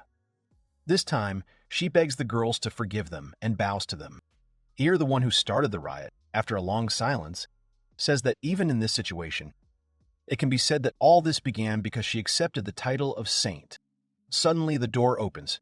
Loria looks out of the door and plaintively calls Elsa, saying that it is not her fault. In an instant, she falls sharply and loses consciousness. Yuki scolds Elsa and says that if she is not going to do anything, then she should leave. Elsa uses her power, pulls the arrows out of her body, and screams that he definitely doesn't need to tell her what to do. She uses the highest healing, after which Loria slowly begins to wake up. She grabs Elsa's hands and thanks her. She says that she did nothing wrong because without a doubt she saved her life. Yuki raises her hand and apologizes for interrupting their sweet conversation because she was being followed. What is she going to do? Loria asks in horror if they are still following her. He tells that all the pursuers inside the dungeon fell into the wolf pit, and a couple at the entrance were carried out by slugs. The number of remaining pursuers is 0. Mobu's squad feels nostalgic. Luria thinks excitedly about these 8 people. Yuki asks her with a grin if there is really a problem. Luria bows and says that for saving her, she wants to express her sincere gratitude to him. A little later at the table, Yuki talks about the attitude towards Luria. Before making a decision, he wants to hear their opinions. One asks what about brother? What does he want to do? Yuki answers that this time he wants everyone to participate in the discussion. That's why he wants to hear their opinions first. But if they do that, they might make a decision that Yuki won't like. Yuki awkwardly asks if they really think that all his decisions are always right. Here the girls say that it turned out to be true. Yuki does not ask not to misunderstand them. After all, he is only a human. He can also make mistakes. So he wants them to help him. The girls look at him in surprise. He says that if he's found to be wrong, he asks to stop him by any means necessary. Everyone looks at him sadly. Here Luria asks for forgiveness in advance for rudeness. She must say that his attitude is not suitable for the rulers. She says that she should remind him, as the master of the dungeon, that it can be considered a kingdom of sorts. Yuki sternly calls her by name and says that there is no need for a ruler here. He says that what this country needs right now is a representative. Luria does not understand and screams how this is possible. She believes that a king is a symbol that every country needs. Yuki responds by saying that she is really talking about a symbol, like her title as a saint, because of which people fight each other. Luria falls silent and begins to doubt. They ask her. She has realized everything. What they need is not the title of saint, which they all cherish.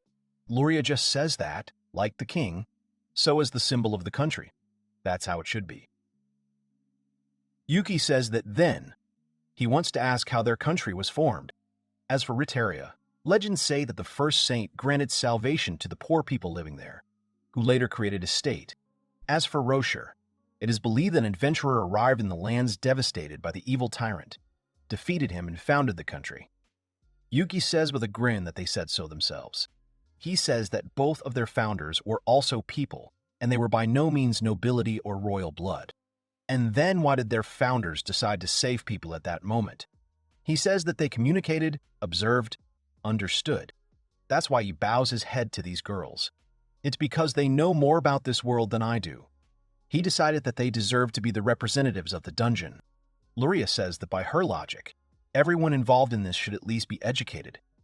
She should say that building a country with his way of thinking is simply pathetic, in her opinion.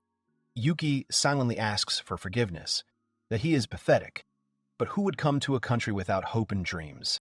He says that although he cannot say for sure that the country he is trying to build will not have any difficulties, he is confident that it will be a wonderful country. Yuki asks with a smile, or is she saying that she would like him to be the only absolute ruler here? The girl nervously clarifies. He said that he was going to involve all of them. Yuki replies that this is true. He says that from now on he will leave all control of the dungeon to them. Everyone looks at him in shock. Luria addresses him respectfully and apologizes for his haste after saving her, but she asks if she can express her opinion regarding his opinion. Yuki replies that of course she can, why not? Luria asks if he could let him hide here for a while. One of the girls asks reproachfully what she is even trying to ask for. She says that nothing good will come from them accepting her. She asks her to go and die somewhere. Elsa looks at her in shock, and then suddenly stands up saying, "What rude words these are." Luria stops her and asks her to look at it more carefully. The reason that he and Seraria did not want to show her. They ask her, now she understands. Luria says that as she returns to her country, She will definitely report to them about this place. Luria makes a condition that if they allow her to hide here, as long as they do not allow her to leave, the information about this place will remain protected. She can even share information about the Holy Kingdom. Elsa desperately says that she can't do this. Information about this dungeon cannot be revealed. Luria says that as long as there is a chance to return, people will use any means to survive. Then the rabbit girl asks her if she knows that they could kill her right here and now. She is sure that killing her will give them a lot of dungeon points. Elsa stands up and shouts that they can't do this. She is sure that her father will continue to help them if they help her. She asks them to remember her words. The rabbit asks, what if not? Here Elsa says that if this happens, she will hang herself. Then she says that she understood her. Then she asks her to wait a little, as her brother suggested. They're going to evaluate her proposal first. Elsa starts to cry and then asks Luria for forgiveness, hugging her. She says that what she just did can save her life again. Then they discuss everything. In the end, they say that everything is great. They accept her proposal. The girls want Luria to have sexual intercourse with Yuki tonight. And in addition, they ask her to conceive a child. The girls explain that Luria needs to have a love relationship with Yuki to ensure the birth of his children. This will be their condition for hiding Luria here. Elsa starts to get indignant. Who in their right mind would suggest such a thing? At this time, Luria calmly nods her head and says that she understands. She says that she will gladly offer her body to serve him. Yuki himself did not expect such a turn of events and chokes on water. Luria says in all seriousness that they can cut off her head if she cannot conceive a child by the next month. Yuki himself is in shock and asks to wait a minute. Daria bows and tells Yuki that this will be her first time, so she asks him to be gentle with her. Yuki starts getting angry and screaming. Did they really think he would agree? He says he has the right to decide with whom and when he wants to do it. The girls ask if he means he won't do it unless they force him to. They think that's a problem now. Labrie says that if that's the case, then they will help him, whether it's mentally or physically. Yuki is indignant, so that's what their true goal is. At night, the girls do what they promised. One says that if Yuki makes so much noise, he might wake up the children. The other tells him to hurry up and give up. Then Luria comes in with Elsa and says that she came as promised. Yuki happily says that this is a great time, let them help him. The girls look at her and say that it is queer. She really came. Luria says with a smile that she came here to fulfill the promise, as she was told. So she thinks that she will not be able to help him. Labrie squeezes her hand and says that she is good. She believes in her. She is sure that they will get along well. Luria thinks so too. Yuki asks fearfully. They are exchanging something. She answers that it is just a passionate female connection. They turn to Luria and ask if she has something she wanted to tell her. So why don't they talk about it now? Luria talks about Yuki's previously proposed plan. She asks if she is right in thinking that it was democracy. Yuki asks if she knows about it. Rada once used something similar. After the death of the leaders, the population suddenly rose in rebellion, which was soon suppressed. Yuki awaits an answer from Luria. She asks to be allowed to express her opinion honestly. She does not think that democracy is suitable for any village or city. Yuki sighs and says that she is right. Under normal conditions, the idea will of course fail. But he wants this village to develop along this path. Luria asks if he knows it will end in failure. Yuki says that this time the conditions are different. Yuki understands that. Frankly speaking, the people living here hate the current system. So it would be best to choose a different way of governing. Yuki says that he also feels that Luria doesn't understand something about democracy.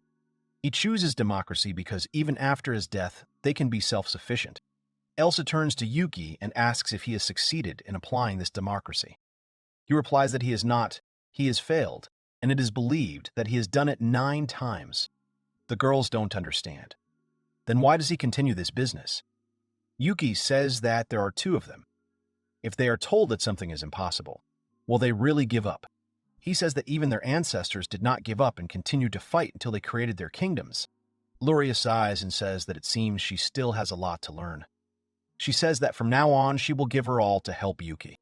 Elsa gasps and asks not to forget about her either, which makes Yuki smile. He gets up and says that now he will go back to sleep. However, the girls then say that they are not finished with the preparations yet. Yuki gets scared and asks what they mean by not finished. Yuki begins to make excuses that there is a title in his homeland that he would like to obtain. To achieve this, he must remain untouched until he is 30. The girls ask him to stop resisting and making excuses. Labor Ice turns around and asks Loria to help them. The girls end up dragging poor Yuki onto the bed. The next day, Yuki says at a meeting that this time he wants them to discuss what to do with ruling the dungeon as a whole. Although they should all do it together, he will be in charge until they get used to it. To begin with, he suggests dividing into teams. He asks them to speak up if they have any ideas about what will be needed to improve the village and the city that they are going to build. Team Labries promotes having a large area to play in, as well as a large field so she can grow lots of delicious food. Another says she wants a forge so she can create lots of things. Labries sternly asks them not to forget about living space. Yuki writes on the board and says that this is great. Then he asks if this is all they want. He says that if they don't express their opinions right now, sooner or later they will forget. Since people will live here, it will be difficult to build anything later. One thoughtfully says, so that's what he meant by exchanging opinions and stuff. The square is a good idea. It can be used as a gathering place and as a main road. The population will need to work either on the farm or in the forge. Yuki is asked if he can't do all this with the help of dungeon points. He replies that he can, for starters. But if this continues, the village and the town won't last when he's gone. One says that if brother can do everything with experience points, they can definitely live a luxurious life and do nothing. Doesn't that sound like a real paradise? Yuki says that if he dies, this whole paradise will disappear too. She realizes this and understands. The Torii team believes that everyone in town and country will be happy to have an open-air spring. If they make it in the recreation area, they will definitely be able to get not only dungeon points, but also money from the neighboring state. One would like the drink to be sold too. Another one says she would like to have a training ground. Another one says she would like to live in a place surrounded by nature. The city is full of dirt and filth. It suffocates her. She explains that this is all because elves and beastmen are used to living surrounded by Mother Nature. Yuki thoughtfully answers her that he understands her. Eliza's team comes out and says that first they have to start dividing up the land. Everyone looks at her in surprise. First, in this dungeon, they must understand how much space they will need to be enough for both the village and the city that they are going to build. Also, they have to determine how many immigrants will come from Urshuru. Yuki says that's true. The number of people is also significant. One thinks that they should treat servants as servants. They will hire them, fixing their wages. In this way, they will induce them to manage their own money for the purpose of buying their own freedom. And you must not forget to create a shop with the help of dungeon points, where you can buy whatever you want. And to manage it, you need to put several slaves. With his help, wages will be provided for the servants. However, he still believes that they will need funding from Rocher. Another one speaks about herself. She thinks that the conference room is important. In addition about the management of the dungeon, she would like them to disclose the result of their discussion to the public. The girls ask with confusion how this was revealed. If, for example, the core disappears, causing all activity in the dungeon to stop, and the public not knowing the reason, then someone will appear who will take advantage of this situation. Yuki says that he doesn't think the core will disappear if they don't reveal its existence. And they lied. All activity in the dungeon will immediately stop if the core disappears. She asks him how about stopping the open-air hot spring for a while to assess the inconvenience. Yuki says that she seems to be very persistent about the core. Another asks why not give everyone a random chance to use it then. That way everyone can understand the importance of the core. If everyone can get what they want using the dungeon points, then they are sure that the desire to protect it will be imprinted in everyone. Another asks them to remember that they can use the common area of the dungeon to engage adventurers' activities. Yuki says about this that he's going to give a core to each of those present here so that each of them will create a dungeon. Splitting the current dungeon into smaller parts may feel awkward, but by splitting it up, productivity will increase significantly, and they may even start to bring new adventurers into the smaller dungeons. Yuki turns to Elsa's team and asks if there are any suggestions. Elsa says that there is no doctor here yet. Whether this dungeon is controlled by Yuki or not, there will always be unpredictable danger. Yuki begins to think that hiring a doctor will be difficult. Elsa asks with a smile to entrust the monitoring of the health condition to them. The The girls irritably ask them if they really thought that this would help them. One apologizes in advance for being rude, but displaying a supposedly dead saint will definitely cause problems. Elsa sighs sadly. Suddenly, another girl says with a smile that, in her opinion, it is doable. Basically, they just need to change their appearance, and that's it. They're like completely different people. On the other hand, if something bad happens, it means someone suspicious has entered the dungeon. And even if there is a problem regarding this, with the protection of the dungeon, they cannot be harmed. Being protected by a dungeon doesn't mean they're completely safe. Yuki says this dungeon is safe, but there's only one. One assumes that it is still dangerous outside. As a precaution, Yuki will hand out rings to them and show them. He explains that it has the ability to teleport and can instantly transport them here, or, if they wish, it can send them to a higher level. However, they must make sure that they all return here. Rabbit says she thinks they should organize a police force to patrol the area. She thinks it will be all right if they offer this role to the servants. Luria says that it just occurred to her, but she thinks that it would be better if they created some kind of classification of areas in the village and city. Yuki understands and says that it is to separate the living and working areas for simplicity. One asks if it is really a problem if they are located by chance. If a private house is located near a noisy place, isn't it clear that the residents won't be able to properly rest? They understand that it makes sense. Yuki looks proudly at the board and says that he thinks that's enough for now. Now he suggests that everyone move on to dividing the land. Here one says that even though they don't know how many people will arrive, they will still distribute them. Yuki replies that they should at least plan out the living and working areas and levels, even if it is still a rough plan. Then, one thinks that it would be great to place the village and the city somewhere on the third level of the dungeon. Yuki says that he understands. That's how they want to do it. Then, in case of an attack, the first and second levels will buy them some time. He says that he is then going to adjust the first level to the protective measures. As for the second level, he is thinking of leaving it as is for now. Here, little Azurin calls her brother and asks for forgiveness for calling him brother. Yuki smiles and says that he is not at all angry that they still call him brother. The girls are happy.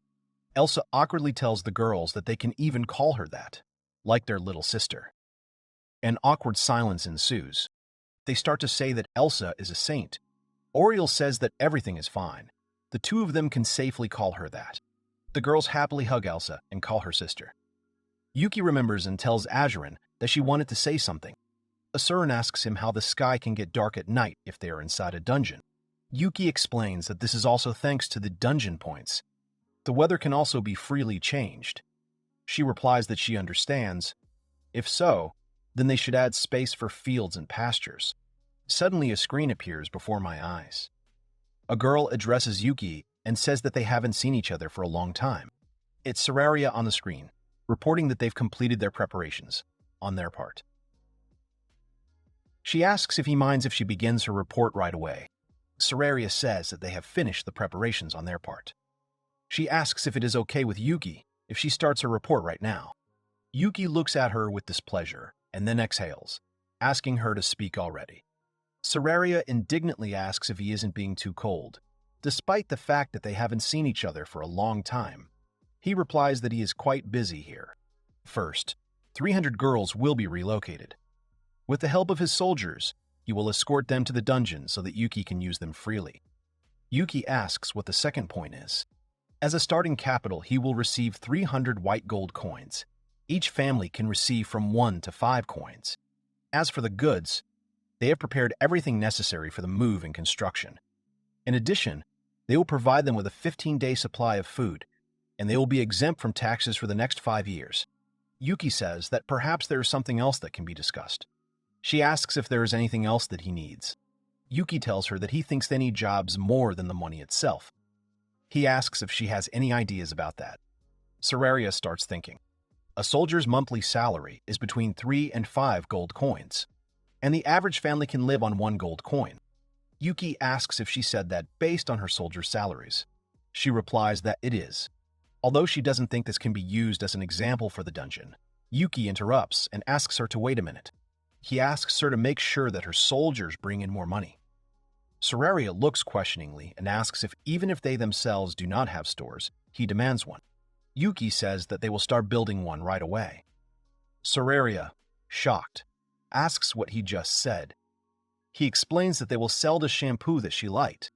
She says that if they are forced to sell the goods, wouldn't some bad guys want to steal the product? Yuki says that if the location of the store is unknown, there won't be anyone who wants to do it. Then he adds that that's why he hopes she can keep it a secret for a little while longer. She smiles and says that she'll make sure her soldiers don't let it slip. At least for the time being, when Yuki wants to keep it a secret.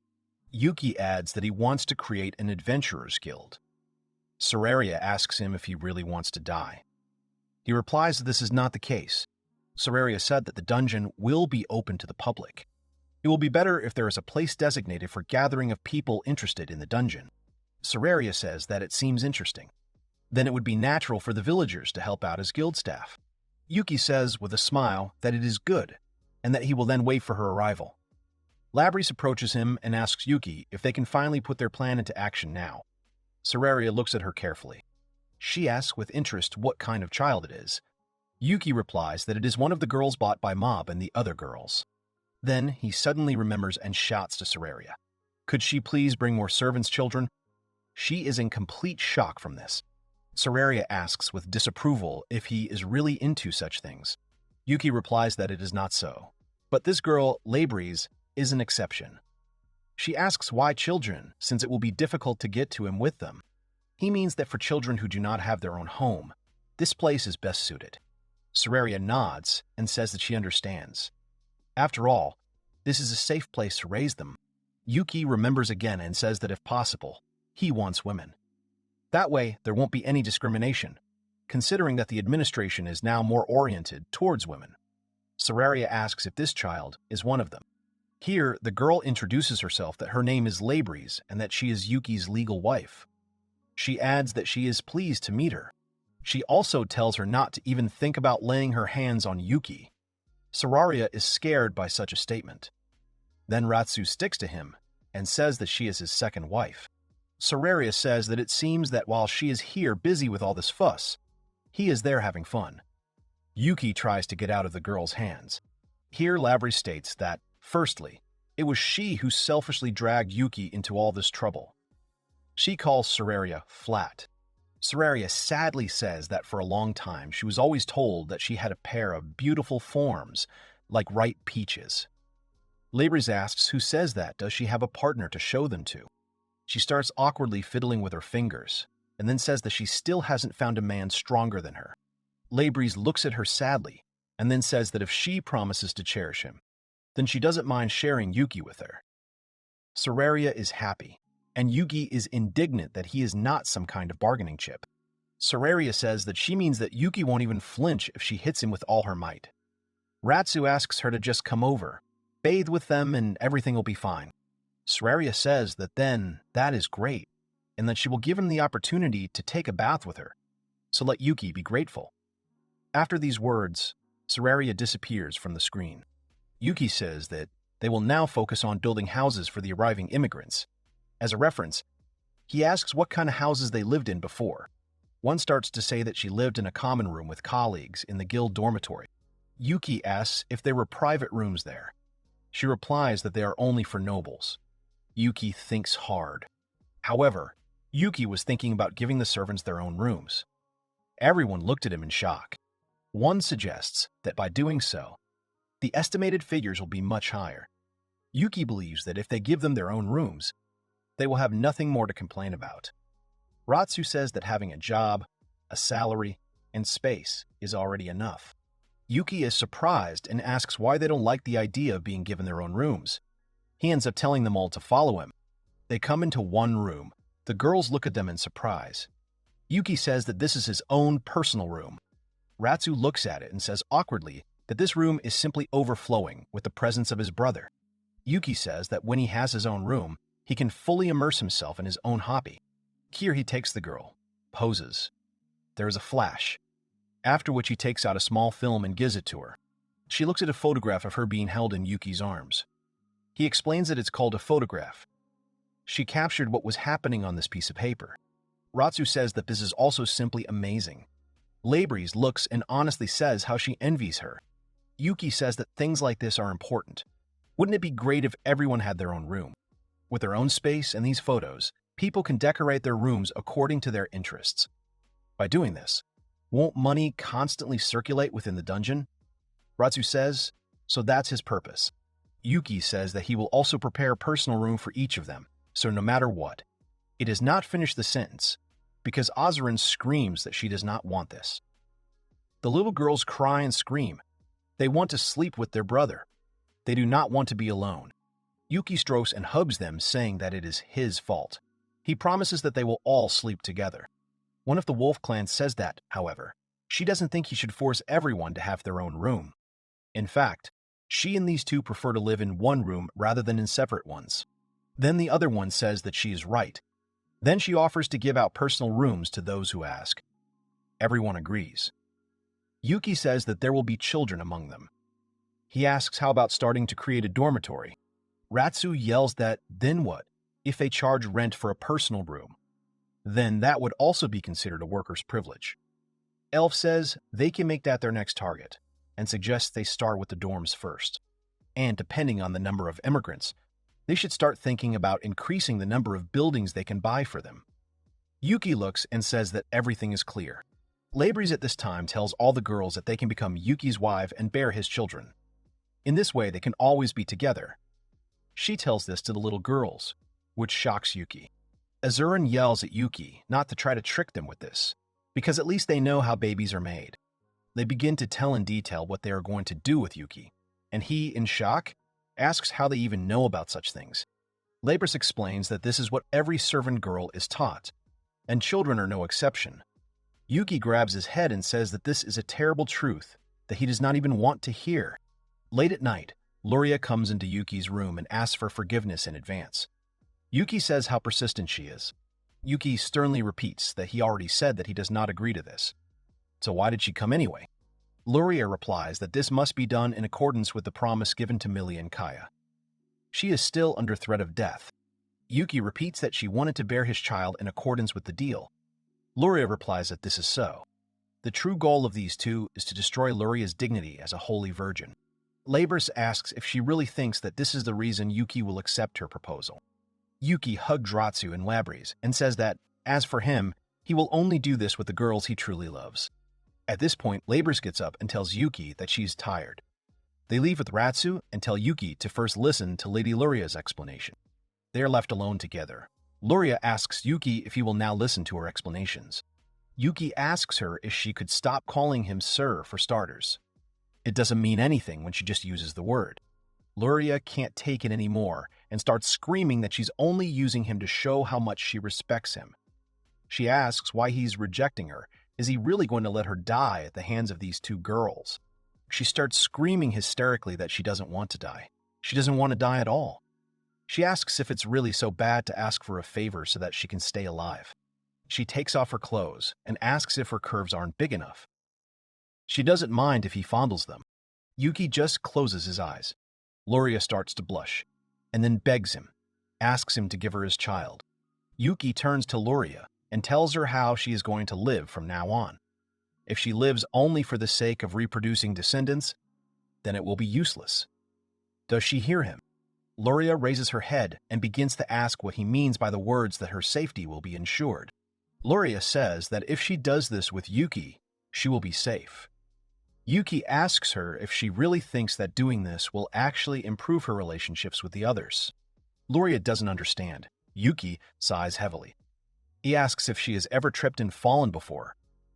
Yuki says that falling is actually quite painful. She starts screaming. Is he really calling her a little girl who tripped? She starts to get even more angry and screams that her own country actually betrayed her. So she begs him to help her. She asks if he understood her, so he should just help her.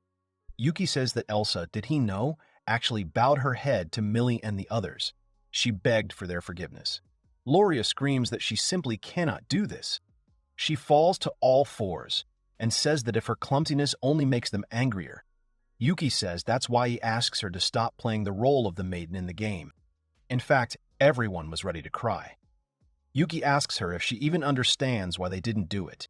She lowers her head and replies that it is because even if they did, it would not change anything. Yuki nods and says that is true. He adds that, moreover, she is now trying to have a child, not in order to live, but so that they will allow her to do so. And, in fact, she agrees with this. Luria leaves and walks emotionlessly down the corridor. At some point, she accidentally steps on the hem of her dress and falls.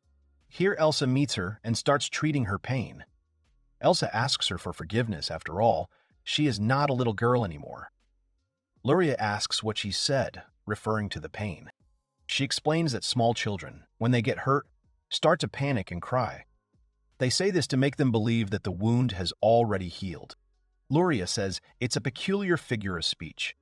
Elsa smiles, clasps her fingers, and says she prays for their safety, and that one day she will be able to return the important thing given to her. Luria looks at Elsa in surprise and asks if she really got something special from them. She answers that it is so. She got something very important. She says that they are able to get up again and again and not cry, even after falling. These children are so wonderful. Before, she always cursed her unfortunate fate, but after arriving here, she realized something.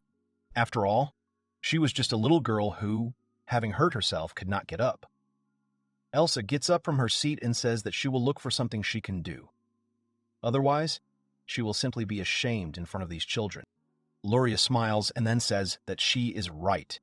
Even though they are only little children, they are able to get up again and again, so they should try too.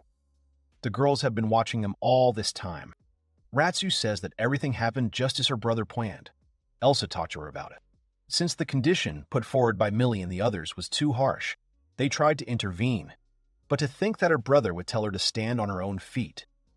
Labries asks if there was any need to rush things at all. Yuki replies that he doesn't have time to take his time.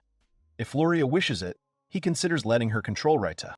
This girl used her position as a saint, as a shield, to gain permission to participate in the management of the dungeon. Ratsu asks if this means she still has some level of influence, to which Yuki replies that it is true. Yuki asks if they understand that if she truly wants to be saved, then she has no choice but to take this position. Ratsu says that this explains why the brother wants to restore Lady Luria's status as a saint. But since Yuki said that they don't have enough time, then that means something. A week has passed since Mrs. Luria arrived here. There is a good chance that people think she is already dead, so there is a problem. Yuki asked them what they think is the reason why there is someone who sent killers after Luria's soul. The girls assumed that this is because Mrs. Luria, with her power and authority, stood in their way. Reisu says that means there is also a group of people supporting Mrs. Luria. Yuki says that is true, all for the sake of getting rid of that faction. Ratsu says that if it is announced that she was involved in what happened here, then they can instantly change the balance of power. But why would they try so hard for Mrs. Luria? Yuki reminds him that he never said it was for her. Even if she is killed after this, Millie and the others will be happy. And if she is successfully reinstated, they will receive more support. Ratsu tells Yuki to stop making excuses.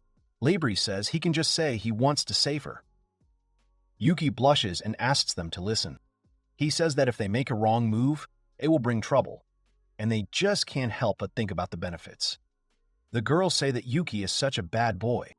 In short, until these people have had time to settle down, Yuki wants Lady Luria to be able to get back on her feet before sending her back to Rato. Yuki says that in the end it's useless if she doesn't want it herself. Kaya is sleeping and has a dream. She sees someone shouting at her and asking her to hold on. Some guy is taking her away from the fire. Kaya asks the guy for forgiveness and asks him to just leave her, because at this rate they will both be caught. Then she hears a voice that exclaims that they are here. It is Minister Raval.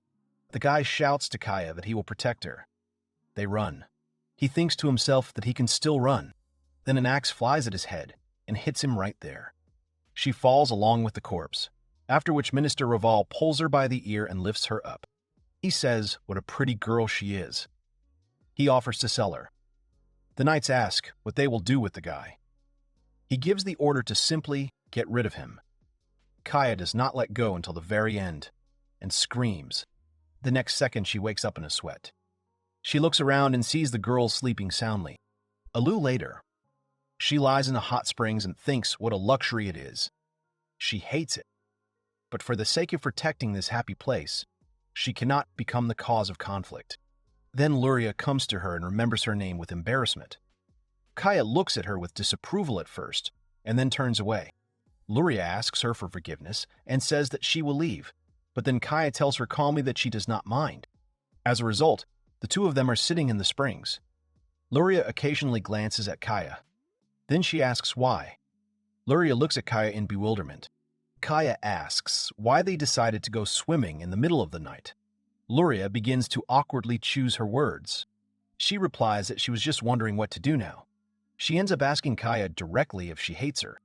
After a long silence, Kaya answers that it is. She hates so much that she is ready to kill right here and now. Then she adds after Luria's fright that it would be wonderful if one day she could forgive. Kaya says that the person important to her will not become happy even if she kills Luria. She starts shaking and crying. She hides her eyes and says that she wants to live a life that would make him smile. Luria comes up to her excitedly and asks if she's okay. But then, Kaya suddenly hugs her and says, "Thank you." Thanks to her, she remembered, she thought she had lost everything, but it was not so. She cries and says with a smile that her heart undoubtedly still holds memories of them. Even if her revenge is accomplished, it will not make anyone in the village happy. She turns to Luria and says that there must be something left in her too. If she can see this, she thinks, it will solve all her problems. Luria begins to think about what is left in her. A little later, Luria stands in front of everyone, asks to listen, and says that she wants to say something. Everyone listens attentively. Luria says that she is going to return to the holy kingdom of Vertea. She knows that this is quite rude to everyone who will shelter her, but she has realized something. She says that she is still one of the citizens of Rita and still a saint. Even if it costs her life, she must strengthen her country. She bows and asks them to let her leave this place. Millie looks at her disapprovingly, and Kaya, worriedly. Azurin holds Yuki's hand and asks if Lady Luria has a home to return to. She says that it looks like it would be better for her to go home. Yuki smiles and says that it is. Yuki turns to the girls and asks what they think. Ratsu says that if she wants it, then she has no reason to stop her. Millie says how nice it is to get rid of the burden. Elsa wants to object, but Oriole stops her and shakes her head. Luria tells her that they can wake her up, but she must do it. Azurin starts crying and screaming that she can't die. They have to help her. Yuki says she's right. Yuki says that if she promises that after her rights are restored, she will support them and forbid people from attacking this dungeon. Then he does not mind helping her. Luria sadly replies that of course he can, but given the current situation, it won't be so easy to do so. Yuki says that if she dies, all her plans will go to waste, so she can take a few bodyguards and a trump card with her. They have Mob and his squad as bodyguards who also collect information. He happily says to just leave it to them. Now Yuki wants to move on to the trump card and asks to let them introduce someone. Then someone comes in. The girls look on in shock. Then a blonde guy comes in, greets everyone, and says that he is pleased to meet them. Asurin also looks and calls him brother. The guy says hello and says with a smile that it's nice to meet them. Azurin comes up to him and calls him brother. The guy awkwardly says that he was immediately exposed while stroking Azurin's head. The girls don't understand anything. Luria asks sternly what it all means. Elsa guesses something and calls him doppelganger. He answers with a smile that that's how it is. Elsa turns to Mob and asks. She and the guys know a lot about monsters. They stand there very awkwardly. Doppelganger is a monster that can take on the appearance of other people. In addition, it can copy combat skills and goals to a certain extent, but it cannot do this with memories. Or something like that. Doppelganger says that based on his research, once he reaches a certain level, he can do it with memories too. But if that happens, he will even forget that he is actually a monster, so they don't copy them on purpose. He takes Mobu as an example and asks him what he would think if a higher level copy of himself appeared. Mobu replies that it would be very convenient. On the other hand, what if she were weaker than Mobu? He replies that if she were a nuisance, he would get rid of her. Mobu says in surprise that's how it works. Clone Yuki says that's how it is. The fake would have to replace the real one. That's why they don't do full copy. There's another feature. By moving his consciousness into the body of the doppelganger, he is able to control it. However, after doing this, he is unable to control his own body. They ask, so the copy of Elsa worked the same way. But his appearance is different from the real Yuki. Since he is able to copy anything, he can also freely change his appearance at will. Luria asks if this is really the trump card he was talking about. He replies that it is not. He says that this is just one of the aces up his sleeve, because he will be fine even if this body dies, and they will not be able to detect their connection to the dungeon. Mob and the others will work on collecting information, and he will guard Luria. The girls look on in surprise. Luria says that if any of the Reteri finds out that she is being guarded by a monster. She doesn't finish the sentence. Yuki asks her to try monster detection magic on him in that case. She obeys and calls for a shower of light. This does not affect Yuki in any way. He examines himself and says that there are no problems. He asks proudly. He wonders if it is because of the difference in their levels. Luria asks what kind of level he has then. She screams that she is the 3rd Archbishop of Rita, level 44. Yuki reveals that she is level 238 and asks for forgiveness. They squeal that he is like a legendary hero, as expected from the master. He is asked how he reached such a level. He answers that it is all by conquering his own dungeon in his free time. He didn't think he could raise his level so easily. Luria speaks desperately, and is her life worth anything at all? The girls tell Yuki to take care of himself on the journey. Ratsu asks him to use this chance to explore the entire continent. She is sure it will be useful. Yuki replies that it will certainly be so. Elsa turns to Luria and says that she believes that they will meet again. Luria holds her hands very warmly in front of her. Azurin asks Moba to definitely return home. He replies that of course he will. She will even take some souvenirs. Laya says that now they have a home to return to. They all say together that they are going on their way then. Everyone shouts and asks them to take care of themselves. On the way, one of Mobu's squad says that first of all they need to get some horses, otherwise the journey will take about a month. Yuki answers him that there is no need to worry, he has something in his storage for such a case. They ask him if he is really capable of storing living beings there. Yuki replies that it is not alive at all. He pulls out a huge machine from his storage. Laya says that it is a cart or something like that. Yuki replies that it is. He asks the guys to try to attack her. They don't understand and say that she will break. In the end, they try. Mobu speaks and admits that it is unbreakable. They couldn't even leave a scratch. Yuki says that there seems to be no problem with durability. Laya asks what kind of chairs these are. They are too comfortable.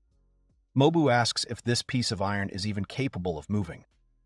Yuki suggests that they see for themselves. Then the car suddenly starts moving and flies forward. One says that it is so fast, now the journey will not take even a week. Luria looks out and says that it is amazing. Just think that they can travel, observing this beautiful view. Yuki says that they will get out when they get close to the city. They are planning to pull off a big deal, and the car will be very conspicuous. Yuki asks what village they think they should visit. They tell him that there is a small ancient village called Kiris near the border between Rashuru and Rite. To get there, they will need to pass through an outpost. Mabu asks Yuki to tell him if this thing needs to rest. Yuki tells him that the machine is not alive. They are shocked and ask if he is serious. He says it is wonderful and drinks. During this journey, Mob and the boys helped him, and he, admiring their strength, joined them. At least, this is the scenario they will use this time. And Luria Yuki considers his older sister. He calls her sister and asks her to pass him a bottle of tea. Luria admits that it is such a strange feeling. Suddenly, they hear some scream. The monsters surrounded someone who was pitifully screaming not to come closer and to get lost. They see from afar that they are fairies. The girl screams, hugging the little girl, asking to save her. The boys turn to Yuki and say that they must save them. Luria doesn't understand and asks why fairies would appear here. Mobu excitedly asks Yuki if they aren't going to fight them. Yuki smirks and replies that they aren't going to, but he pulls the wheel away and points the car straight at the monsters and knocks them all down at once. Mobu looks and says how bloody it is. The girls are shaking and afraid. Yuki comes out and says that they came in peace. If they believe, they will cure them. The fairies refuse to believe and ask him to leave. Then she opens her eyes and is surprised that there is a man in front of her. Yuki says that he does not have time to answer all her questions. Yuki shouts that if they go with them, they will heal them. But if they don't want to, they will just leave them here. The fairies do not answer and do not move. Yuki says that he understands, turns away, and then wishes them luck. Then the eldest says that she will go with them, so she asks to save this girl. In the end, they walk together. The elder fairy is indignant. Why don't they ride that carriage? Yuki replies that it attracts too much attention, since now with them also representatives of a rare race, too attractive, not to mention that saving them is not their main goal. The fairy asks why he doesn't behave nicer to the fairies. Doesn't he need enchanted items or an elixir? Yuki asks if they are faster or stronger and can be used to kill monsters even easier than with his machine. The evil fairy is shaking. Mobu is indignant. Is this really the race of fairies that most countries consider sacred? One says that fairies have great magical powers. They live deep in the forests and have a unique culture. They are famous for their enchanted objects and elixir. As far as he heard, they are the best in the world. Laya says that in addition, all those who tried to conquer the fairy village to lay their hands on these treasures were destroyed. That is why people usually try to earn their favor, and not to conquer them. Yuki asks if it is true that the elixir is the very same healing potion. She proudly answers that it is. It is an amazing potion that can cure anything. Yuki asks her if she doesn't have at least one with her. If they could create one so easily, they wouldn't be running now, and their village wouldn't be destroyed by monsters. Yuki clarifies, so the gray fairies were defeated in magic. She shouts that magic does not work on these monsters. Mobu asks if such monsters exist, although one is sure that it was impossible for magic not to work on them at all. If they are the servants of the demon lord, then it is possible. The fairy asks again, why doesn't he use that carriage and flatten those monsters? Yuki says that her village is located deep in the forest. How is she going to deliver such a large thing there? If she needs help, then let her go and ask the guild for it. The fairy shouts that there aren't many people stronger than him, just for the record. She knows he has absurdly huge magical power. Yuki tells her that they are in a hurry. The fairy asks what is the reason for such a hurry. Yuki only replies that he can't say that, which infuriates the fairy. Yuki asks her if she wants a banana, and she screams that she is not his monkey. Yuki asks Loria what they should do, but she didn't expect such a question. He says that this is his sister's journey. He may be a field commander here, but Loria makes the decisions. Here the fairy begins to beg Loria, asking her to save her village. Loria turns to her. The fairy's name is Corval. She says that they are in a big hurry now. They don't have time to save her village. Corval asks about the reason. She can't tell her. She guesses about it. Loria shakes her head and says that it's not something she can tell so easily. Here Corval falls to the ground, begins to sob, and says with a tremor that she cannot save anyone. Here, Yuki asks Loria if she can listen to him. Many countries consider these fairies sacred. If they can get their support, wouldn't that be a good trump card? He thinks that would make his little sister untouchable in many ways, and they have time to deviate a little from the route. Loria says it would be better to get there sooner. Yuki says that they can't solve everything in the blink of an eye. It's just a suggestion. In the end, the decision is still hers. Loria replies that she understands. She says that if they help her, they will take all the items even if her village is burned to the ground. Moreover, she will go on a journey with them and help them achieve their goal. She asks the fairy what her answer is. Corval continues to cry. Evil Loria tells her to stop crying and give her an answer. They are in a hurry. The fairy quickly shakes her head. She says that she understands them. She stands up and says that she will go on a journey with Loria and the others. So she asks to save her village. Yuki says that in that case, they will postpone their trip to Kiris. Mobu gets angry and asks if they really just walked all this time. The fairy smiles sweetly. In the village, they see some worms. One man sits behind bars and tells them not to overestimate themselves just because they were able to defeat him. He wants to say that among the 4 heavenly kings, he is the most. He doesn't finish because they shout at him to shut up, and this worm flies into his face. The man asks if they are sure. He is here to share information with them. There is no future for weaklings like them. They throw a worm at him again and ask him to shut up again. Kiris hovers in the air, scared. Yuki says that according to these guys, they were just hungry and went to a place with dense magical energy. Yuki asks what they should do with them. Loria clarifies that no one was hurt. She turns to the village elder. The elder replies that this is true. They didn't kill anyone, but the village no longer exists. Moreover, a new problem has appeared in the form of the four heavenly kings of the Demon Lord. They do not understand what he was doing here at all. Kairos asks, but this guy just happened to come here. The elder says that since they found him, they should do something with him. Yuki turns to the prisoner and asks what his future plans are. He replies that it is obvious. He is gathering information and taking items for the Demon Lord. He does not finish the sentence because another item flies into his face. Yuki watches and says that means she can bend even though he was the size of a basketball. The elder says that sooner or later people will find this place. Corville adds that perhaps they should move somewhere else. Some smoke appears, after which the man behind bars screams and then laughs out loud. He shouts to a certain demon woman, Zagas, that this is excellent. Zagas says that he will kill them, so why don't they prepare to die? She quickly approaches the fairies, Luria, and Yuki, simultaneously saying that they should also rejoice. After all, there is no need to move anywhere. They can simply be burned to the ground by her flame, the strongest of the four heavenly kings. She also doesn't finish the sentence because she falls into the ground. Yuki comes up to the cage and asks if it's not easier for her this way. Next to him, that demon asks to remove this flame, because then he will die. Zagas also asks to let her out, but with a threat, because they can't leave so easily. Yuki tiredly talks about how noisy they are. Yuki approaches Luria and asks if she has any suggestions. Does she think it would be a good idea to let the fairies live in the dungeon? The elder asks them not to decide this for them. Yuki says that of course they can easily leave later if they find a better place, but he wants them to help with the rebuilding of the city while they are with them. Luria shouts at him to wait a little. If they do that, they won't have time for anything. Yuki asks if one day won't be enough. Luria answers with a shout that with all this luggage, they will need at least 2 days. Yuki asks, how about this? And then takes out a stone. Luria gets scared because she sees the core of the dungeon in front of her. Yuki asks if she knows what a gate is. Luria replies that it is a lost technique that links 2 chosen locations.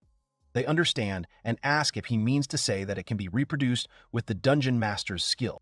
Here, a gate with a bright light appears in front of Yuki. The fairies are frightened. The elder bows his head and says that now it is clear, so it means that he is the master of the dungeon. Yuki turns to the elder and says that he is not like the other dungeon masters. He does not wish harm to anyone. He wants her to go through this teleportation gate to her base. He adds that her safety is guaranteed. The fairies just stand there with their mouths open. Yuki inhales and says that it looks like they won't just believe his words. The elder says that despite their enormous power, he still remains very attentive to them, which is why she trusts him. Yuki thanks her. Yuki turns to Luria and asks for forgiveness. However, he decided to shelter the fairies. Luria only sighs tiredly. Yuki tells Mobu's squad that he will make preparations on the other side. Once everything is finished, he asks them to destroy the gate on this side so that not a trace remains. Mobu replies that he can rely on them. He asks Yuki to tell him what they will do with them, referring to the demons behind bars. They stand and tremble. The fairy says that they shut up as soon as they heard that Yuki is the master of the dungeon. As Yuki says these words, he sharply tilts his head. The fairy gets scared and asks, but then Yuki answers that everything is fine. It's just that his brother returned to the dungeon. The fairy doesn't understand and asks what he means, and more importantly, what is this manner of speech? Yuki apologizes for his late introduction, but he is Yuki's younger brother. He is a doppelganger and his name is Q. He explains that usually this body is controlled by Yuki, but now he has returned to the dungeon and is preparing to meet the fairies. He asks everyone to listen and says that by entering here they will find themselves at their base. For safety reasons, the exit is sealed with magic, so once inside they should continue moving forward. The fairies all go forward and find themselves in a dungeon. Ratsu hands out a piece of paper to everyone and asks them to write their names on it. By writing their name, they will receive an identification card. Millie says that if they want a drink, they should put a cup in the machine and press a button, after which it will fill up. Izurin comes up with onigiri and tells everyone to help themselves if they are hungry. However, someone bumps into her and all the onigiri fall. Corville is on the floor. Yuki recognizes her and talks about it, and she doesn't understand how he knows her name. Then she gets up and suspects that it is Yuki. Yuki remembers and says that this is the first time she sees him like this. He explains that this is his real body. Corville understands and says that this is true. Yuki tells her that he would like to ask her for something. Then someone turns to the elder and says that she is Nargia. Sam. Let him hang it around his neck, meaning a badge. Yuki asks Labries how things are. According to her clairvoyance, none of them are lying. Labries says that they are all real fairies. But it's actually an interesting idea. By making an ID card for each of them, he can confirm their true identity. She adds that although up until now, to see someone's name and level they use crystals, an elder flies up to them and asks what they did with those self-proclaimed 2 of the 4 heavenly kings. Yuki asks her how she knew he was Yuki. The elder says that she can track magical energy to some extent. Of course, she won't tell the others. Yuki doesn't like it when he hears about these 4 self-proclaimed heavenly kings. He asks her herself what she thinks they should do. The elder asks if this means they are asking her opinion. She says that whether they kill them or put them in prison, in her opinion, it makes no difference. By putting them behind bars, they might learn a little about the Demon Lord's army. The elder adds that there is a chance that they will lie, and if they escape from here, it will be a problem. She says that if they kill them, then they won't need to keep an eye on them. If they really are the 4 heavenly kings, there's a high chance that this place will become the target of the Demon Lord's army. Yuki says that in that case, it is better to leave them in the flight hole for now and return to them later. He wants to add more, but he is distracted, and the fairy says that she brought her. Loria stands in front of him. Yuki says that he thinks her problem would be best discussed with someone of higher rank than Corville. The elder says that if she can really help, she will give her maximum support. Corville also agrees with her. Yuki says, it's a pretty complicated topic, but in short, they'll need to agree to receive his protection first. The fairies answer that they understand and that they do not object at all. The elder wants to receive his protection. Corville also agrees. Thus, he explained the current state of affairs to the elder of the fairies. The elder says that this is a really difficult situation. They also want to help them just like Mrs. Loria saved them. She asks what they should do to gain control over Rida. Yuki approaches her and asks if she can give them 3 elixirs. Corville says that the elixir, if they know, is worth 150 gold coins a bottle. There's no way they can give it up so easily. Yuki says that's the reason. If they say that Corville and the others support Luria by giving her an expensive elixir, it will be considered proof that the fairies support Lady Luria. However, the elixir is very valuable. The elder says that he will give them 2 bottles, but in exchange, they will give them more magic items. She asks how about this condition. Yuki turns to Luria and asks what she thinks about this. Luria gets up from her seat and goes to the elder. She bows with tears and asks to accept her sincere gratitude for her generosity. The fairies are surprised. The elder asks Luria to raise her head. She says that they too are very grateful for their help in difficult times for them. The elder turns to Corville and says that she is a little worried about her going with her, but she asks her to be useful to Luria. She replies that the elder can rely on her. Yuki then says that the 2 of them can go back. This matter has taken them a lot of time, so they need to hurry. Luria says that so be it, but they still have a whole day. Yuki says that it doesn't change the fact that they need to hurry. Even though they've gained a lot of support, their fight is just beginning, so they shouldn't relax. Luria agrees and says that she will go then. The elder tells Yuki that he is both so good and so strict. Yuki replies that there are many things to consider. The elder agrees and says that it is true. Then she suggests that maybe they should go back and join the others. One shows all the fairies that she will now show them their shared rooms. She asks them to split into groups of 4. The elder takes a booklet about the dungeon and begins to read. The elder tells Yuki that this place is simply amazing. She asks how he got all these tools and knowledge. Yuki says with a smile that they will talk about it later besides. He falls silent and then beckons her to him with his hand. Yuki and her come into the room. Yuki says that they have prepared a separate room for her. The elder looks at him and the room in complete delight. Yuki explains that it is built for humans, so there may be some inconvenience. The elder is happy and says that everything is fine. Yuki shows and says that she can leave her clothes and things here, talking about the wardrobe. The elder says that it is so convenient. She asks if they are in every room. Yuki replies that they are. She can use this room temporarily until she gets used to everyday life in the dungeon. The elder asks if it is temporary. So there is other housing here. Yuki says that is true, and they also have workshops and places to rest. The elder says that is amazing. Yuki says that he will wait outside then, and then goes into the corridor. He meets another one and asks how she is doing. She replies that everything went according to the instructions. It would have been difficult without him. The guide is a reference created to get people used to life in the dungeon. The 0 stage includes the end of training and the settlement of guests. The first is determining the number of guests and creating maps, conducting a tour. The second stage includes an explanation of the controls, familiarization, an explanation of how to use the bathroom, and a quick overview of the lessons. The third stage consists of an explanation of the places of rest and a detailed explanation of the activities. The fourth is a tour of the dungeon and the workplaces. The fifth stage is the recording of the desired job, internship at the selected workplaces. Today's schedule will complete the first stage. Now they will not set any time limits for familiarization and adaptation. The sixth stage is learning in the process. The seventh stage is the end of the training period and the final move of the residents. Yuki asks if they will move on to the second stage tomorrow. She answers with a smile that this is so. In the evening, Yuki thanks his girls for their hard work. Yuki says with a smile that it was a good rehearsal. Ratsu turns to him and says that she won't be able to bear it if he doesn't sleep with her. Yuki says that they will move on to the next schedule. He is going to discuss it with the fairy elder. He asks his people if they are okay with it. Ratsu says that they are okay with it. The elder looks at him and says that this is wonderful. To think that they let her use dungeon points too. She turns to Yuki and asks if he really doesn't intend to be the sole ruler of the dungeon, although he is actually thinking about bringing her into the management as a representative of the fairies. The elder replies that she would be happy.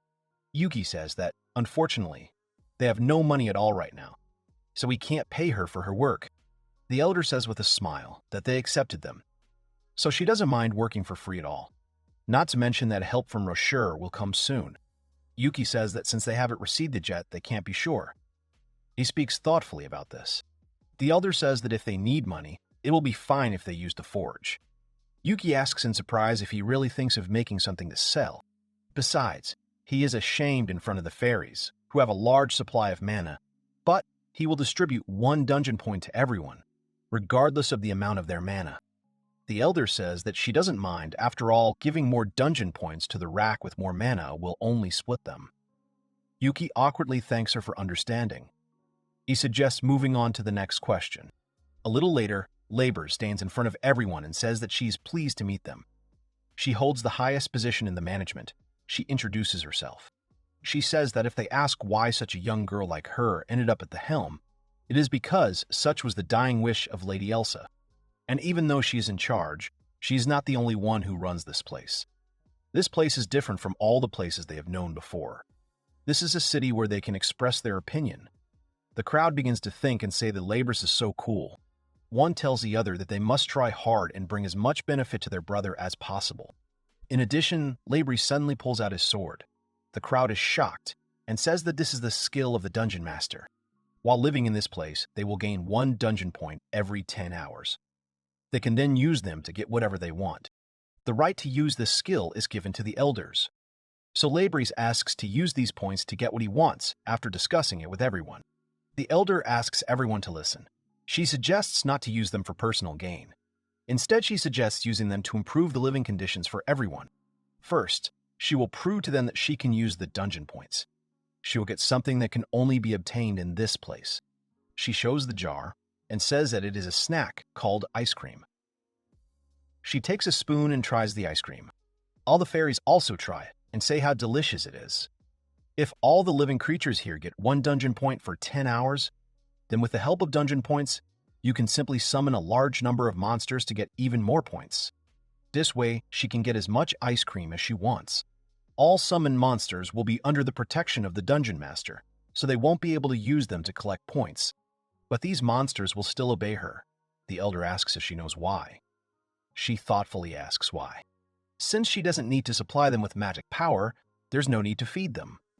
But as a result, their mana won't be converted into dungeon points. She says in disappointment that she knew it wouldn't work. The elder asks if she knows that she can buy ice cream in the shops. They are surprised. The elder says that he will tell him later how to earn money to buy it. The crowd rejoices at this opportunity. Then she says they will continue by giving them a tour. She says the drinks in the lounge are free, but they will need to keep refilling. Also, they expect them to cook for themselves, so she asks them to get used to living on their own. One fairy asks, so that means they will eventually leave this place and not stay here together. They are told that, depending on their income, they will be able to live in a separate room or even a house. They are happy. A private house sounds simply wonderful. They continue the tour, show the hot spring in use right away. A little later, the elf asks the elder how she likes the bath. The elder replies that it was wonderful. They must make sure that the girls responsible for cleaning will carry out their duties properly. One also says that there are baths in the rest areas too. And there are different types, like an open-air bath in which they can relax while looking at the beautiful scenery. Another bath for feet or even a waterfall shower. She adds that, what's more, they can even enjoy drinks in the bathroom. The elder says, is it really even possible to do that? A little later, Rosser sits next to Yuki and says how late they finished. She is hungry. Yuki says that issuing ID cards really requires a lot of work. Ratsu says that their work is now completely finished. Then she sees the card and asks Alice if she knows where the elder is now. At this time, the elder sits with Kaya and talks about whether such a level of luxury is even legal. She does not understand and asks what she is talking about. She says that they rule this place, so they are the law. The elder supports her and says that she is absolutely right. At this time, the girls are working in the forge. The elder asks Faria to calm down. The elder says that blacksmithing is the art of putting your soul into the work. She understands that she wants to be as helpful as possible to Yuki, but she asks her to focus and take it step by step. A sad Faria asks her for forgiveness. The elder says that she still hasn't seen Yuki today. Faria says that her brother went to help Lady Luria. The elder then says that this is quite problematic. Faria asks if something is wrong. At this time, everyone in the store is screaming in panic that they are running out of goods. Kashiratsu is screaming that you need to stand in line to pay for the goods. The elder awkwardly says that she knew it would turn out like this. Kaya screams in panic, asking how she knew that. After all, this place is so different from everything on the outside. The more visitors understand the wonderfulness of this dungeon, the more they will enjoy shopping here. Ratsu says that it feels like another 300 are coming here. A Serene says that then they are all corpses. While they are free to choose their occupation, they still need to make sure they have enough people to maintain and manage the dungeon. Then one says that they should help too. Ratsu wearily says that she knew it was somehow impossible. She says they need help to cope with the number of people coming. It's a good thing the fairies made them realize the problem before more people came. Kiryuki says that he has two solutions. The first is to limit the number of customers coming to the store, and the second is to make the fairies work in the store. There are quite a lot of them. The elder says that in that case she has a request. The money that they receive to learn or use, they have all already spent it. She says with embarrassment that she is terribly sorry, but she asks if they could pay them daily. Yuki asks what their income is today. He is told that the income is 8,561 fowls. Since they gave each of the 57 fairies 50 fowls, the total was 2,850. And even so, they came out ahead by 5,711 fowls. In short, each of them used about 100 on average. Yuki screams that this is crazy. He says that fairies are actually rich. The elder says how embarrassing she is. The elder asks if someone has invaded this dungeon. Yuki says that a humanoid-like living creature has entered the detection radius of his enemy's search. He asks the girls what about the report on the other pets. Millie says, as he said, someone is approaching the dungeon. Here, Azarin starts to cry. Then someone turns to Yuki and says that Azarin's familiar was killed. A kind of screen appears in front of them. They hear groans in pain and appeal to the owner of the dungeon, asking if he can hear her. She says she felt like she was being watched by a strange animal. He is asked if this monster belongs to him.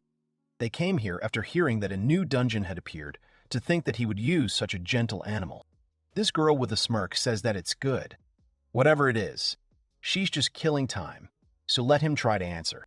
Here, Faria feels something and twitches. Faria's familiar has just been killed. Everyone looks on in horror. Yuki starts to get angry and asks who this girl is. The elder says, to think that she is able to detect familiars, she is definitely not ordinary.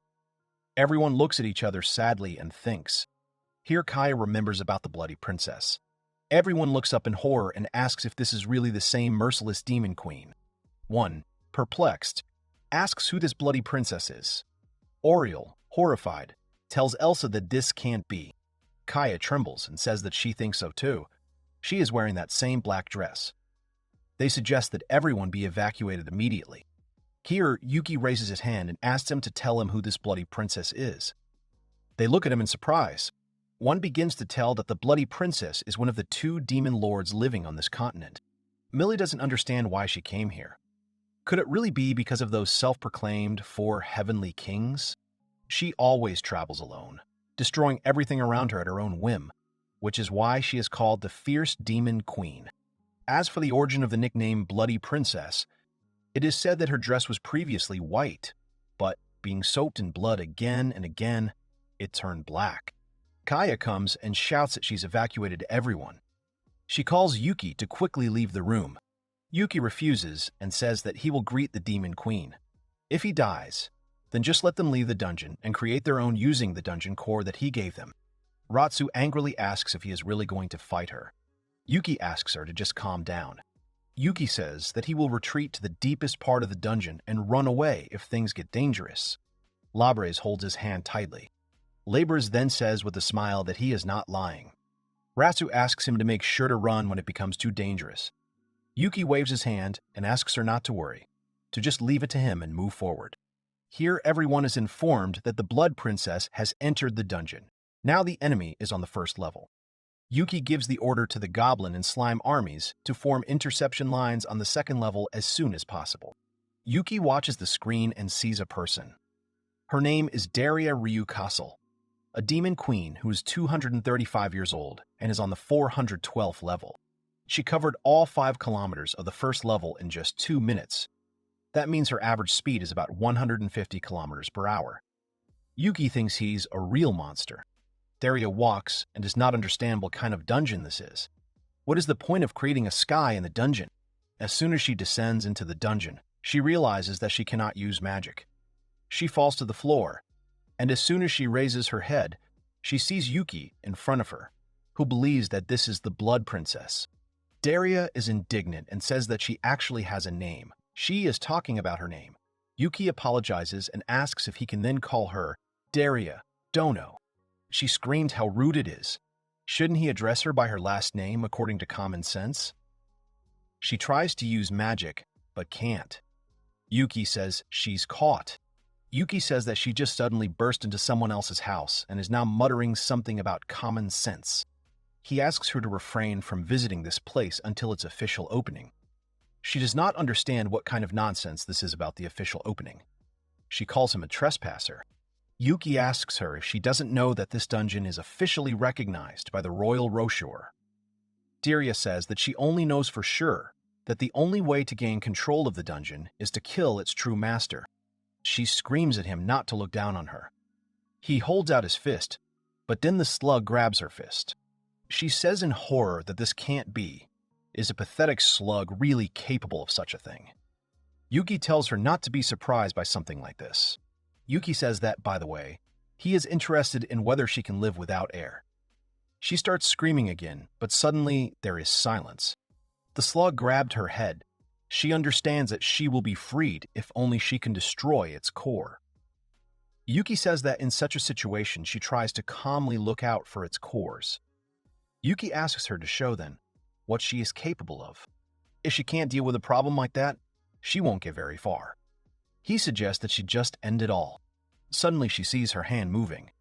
She doesn't understand why her hand is moving on its own. Yuki asks if she realizes that her escape plan has been exposed, if she even knows where she is now. Here she realizes that her entire body is inside the slug. Here she begins to wish herself good night. She thinks about her home country, which was once destroyed in an instant by war. But, thanks to the skill of the growing flower, all the experience of the dead soldiers flowed to her, after which she destroyed the entire enemy army. and the white dress given to her by her father was soaked through with blood. It's quite ironic that the enemy country couldn't kill her because they killed all her relatives. In order to prevent such a tragedy from happening again, she distanced herself from the existing states and went to destroy bandit squads, dungeons, and stupid kingdoms. Before she knew it, everyone was calling her the Demon Queen. And this time, she heard that Lady Elsa had been killed after entering one of the dungeons. So she hurried here. All the girls stand in front of the graves. Daria stands to the side with Yuki and says that it seems she misunderstood everything. Yuki says with a smile that it's good that everything is cleared up. Then he asks what she is going to do. She says that since she is the one at fault, she has no choice. Yuki tells her not to run away, since she now knows that she is the one at fault. There are those to whom she should apologize. She knows what she needs to do.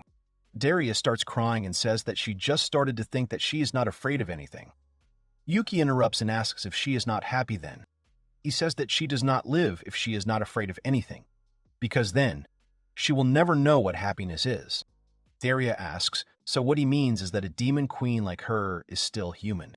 Yuki says with a smile that they can communicate just like that, so he wouldn't say that he can't get along with a fighting lolly, the little sister known to everyone as the Demon Queen. She first gives in, and then angrily asks who he just called Lolly. Yuki irritably says if she doesn't agree, then how about showing him her status?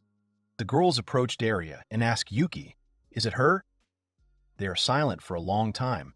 Then Asrian raises his head and asks if the parents of these little ones, who are being held by the two girls, fought well. Says with a sad smile that of course they tried their best. She says that their parents did not give up until the very end. The animals suddenly jump out of the girls' hands and run into the forest. Daria does not understand why they did not bite her. They tell her that they just wanted to know if there was any meaning to their parents' deaths. Daria confirms this. She clenches her fist and says they are amazing. They are so much better than her, who took the easy way out and let her anger take control. But Daria is curious about what they found in her answer. Labre asks how about asking them about it one day. Daria does not understand her. She explains that in the end, since she brought them so much trouble, she will have to work here for some time. Daria doesn't understand and asks the girls if they are sure it's okay to let her get off with such a light punishment. Here the girls take her away, holding her by the shoulders. Millie says that since she has ridiculed the control system of this dungeon with her words, they want her to work hard. For now, they'll make her cook food for 70 people, put the goods on the shelves in the store, clean the bathroom. Daria screams to stand. There's no way she can handle all this alone. And they tell her that she is the queen of demons, so how about cloning herself? She screams that they should not compare her to some slugs. Daria tells Yuki with displeasure that he is the ruler of this place. She believes that someone dangerous like her should be locked up. Yuki says that here they solve everything through discussion, so he advises him to just give up. A little later, Kaya watches as Daria diligently scrubs the floors with a brush. Then Ratsu watches as Daria dusts.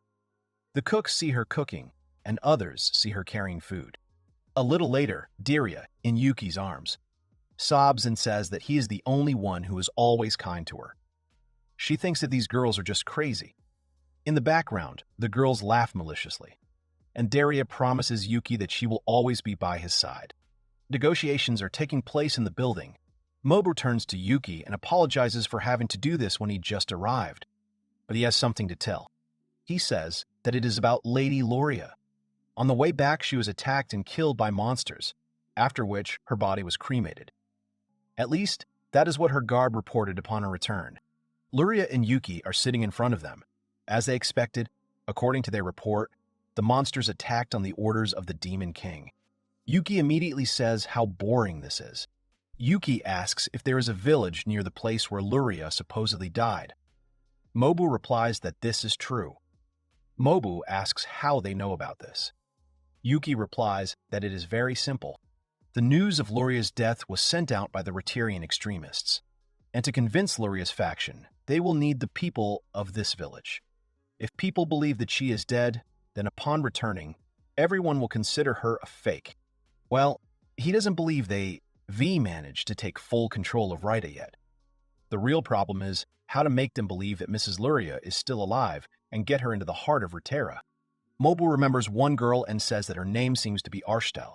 This new saint was so upset by the news of the death of Lady Luria and did not believe in the knight's excuses. Luria says that she's a very passionate and righteous girl, but she is still too young, so she's a little worried that she is simply being manipulated. Yuki eats meat and says that if even the one who was being simulated noticed it, then it is true. Mobu says that they have information about her. 10 days ago, she left Raida, heading for the village where Mrs. Luria had taken her life, to see if there was anything left of her. The journey there by horseback should take about 4 days. Yuki says with a grin that they do have a wonderful carriage. Cass says that the carriage is capable of moving at incredible speed. Fairy and Luria tremble with fear. Yuki asks Mobu if it's true that Kiyu's registration as an adventurer hasn't been completed yet. He replies that it is. Yuki grins and says that he just came up with a great idea. A little later, they come to a room where they are recognized, especially by Mobu and Cass. The girl behind the counter says how glad she is that they are completely okay. Cass says that they want to register him as an adventurer, pointing to Yuki. He adds that he is a victim of the war, who came to them after they saved him. Yuki says that he will become stronger, and just like Cass and his friends, he will help people in trouble. Cass tells Yuki to listen to him, and he listens. All this makes Yuki happy, and Mobu feels strange. Meanwhile, in the dungeon, Yuki asks the girls how things are going. One says that they have set up various work zones in the production area, so there are no problems. In addition, they have completed the registration. As for finances, they have taken over almost all of the fairies' funds. She hopes that this will not affect the salaries. Yuki suggests waiting a week and seeing how things go. With 10 new employees, running the store has become much easier. Since they can arrange the goods using magic, the work is greatly accelerated. Kai says that as for the Adventurers District and the dungeon, they are still under construction, so there are no problems. Another says that there are no problems with security either. There is nothing special in the production area. The third says that she's in the process of developing farmland together with 10 monsters. Thanks to wood lice, cultivating the land is much easier. As for the infirmary, due to the lack of people, they are limited to medical examinations for now. As for the cooking and cleaning of the production area, they have made a schedule and everyone is helping her. So everything is wonderful. They have enough people for a government building. But since there is too much to remember, everyone is having a hard time right now. Azuran awkwardly and nervously says that she is also reporting. Yuki asks her to calm down and take a deep breath. She follows his instructions. They were able to make 35 swords in just 2 hours. The elder takes out a sword and says that this is the prototype, the sword of the fairy clan. She applied Yuki's theory of alloys, interpreting it in her own way, and enchanted this sword. The elder holds it out and asks to take it. Everyone looks and says how beautiful it is. There is silence. Yuki asks for forgiveness and says that he is very grateful to her for such an offer, but he cannot accept it. He asks if it would not be better to give it to Labris. The elder smiles and says calmly that he speaks correctly. She hands her the sword and says that, after all, the boss here is Mrs. Labris. Labris holds and looks at the sword, enchanted. She tries to swing it and says that it is so light. The elder says that this sword is able to change its weight depending on the desire and strength of the owner. He's a bit big for Labris, so he should remember to train. Labris smiles sweetly and obeys. Well, then Yuki suggests moving on to his report as the real master of the dungeon. Since Daria's invasion yesterday, no new invaders have appeared. And since the fairies moved in with them, they were able to collect more than 10,000 dungeon points. Ratsu wonders if it's really that many. She says dreamily that so many opportunities are opening up, but for now, they will hide them away. Finally, yesterday, a wonderful person joined them who will do all the calculations. Everyone happily turns to Daria. Daria, perplexed, shouts to wait a minute. Are they really going to make her work again? The elf says that if she is going to be calculating the dungeon points, she won't be able to do any other work. After all, it will be very problematic if she makes a mistake. Then Daria tells them that they can leave it to her. The elder looks at Elsa with surprise and says, to think that it's Miss Elsa. Not to mention Saint Rytheria and the Demon Queen. It seems like he's gathered a lot of strange people here. Elsa says that to think that she would meet the Queen of Demons, it is truly a tragic twist of fate. Yuki disagrees and says that there is nothing tragic about it. But no matter how you look at it, it's all quite tragic, as Daria says. Yuki only asks her not to say that she decided to return to the path of righteousness after he scolded her. Daria replies that, having met them all, her attitude towards many things has changed. She believes that this is truly fate. Yuki says with a grin that this is a misunderstanding on her part, because there is no guarantee that he is right. Daria says that he explained everything to her. He replies that it is so. He explained it to him. Daria says that although she had a feeling as if he had been scolding her for an eternity, Yuki says that it was because she considered herself guilty. As for him, he never said that she was wrong, not once. Daria looks at him in surprise. She replies, does he really want to say that everything she has done so far has not been a mistake? Yuki replies that it simply couldn't be a mistake. That's her answer.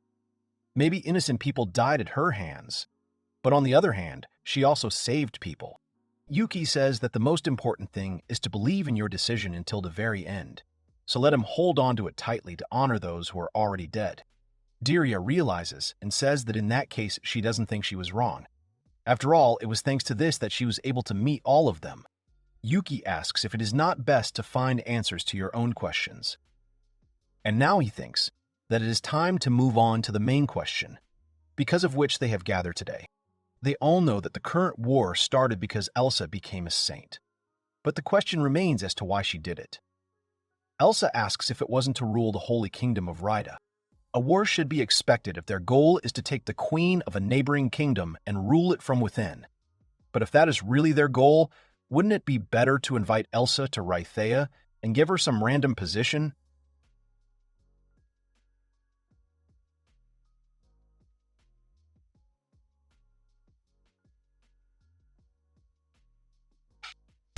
They guess and say that this formulation is like. They don't finish the sentence, as Yuki confirms their guesses.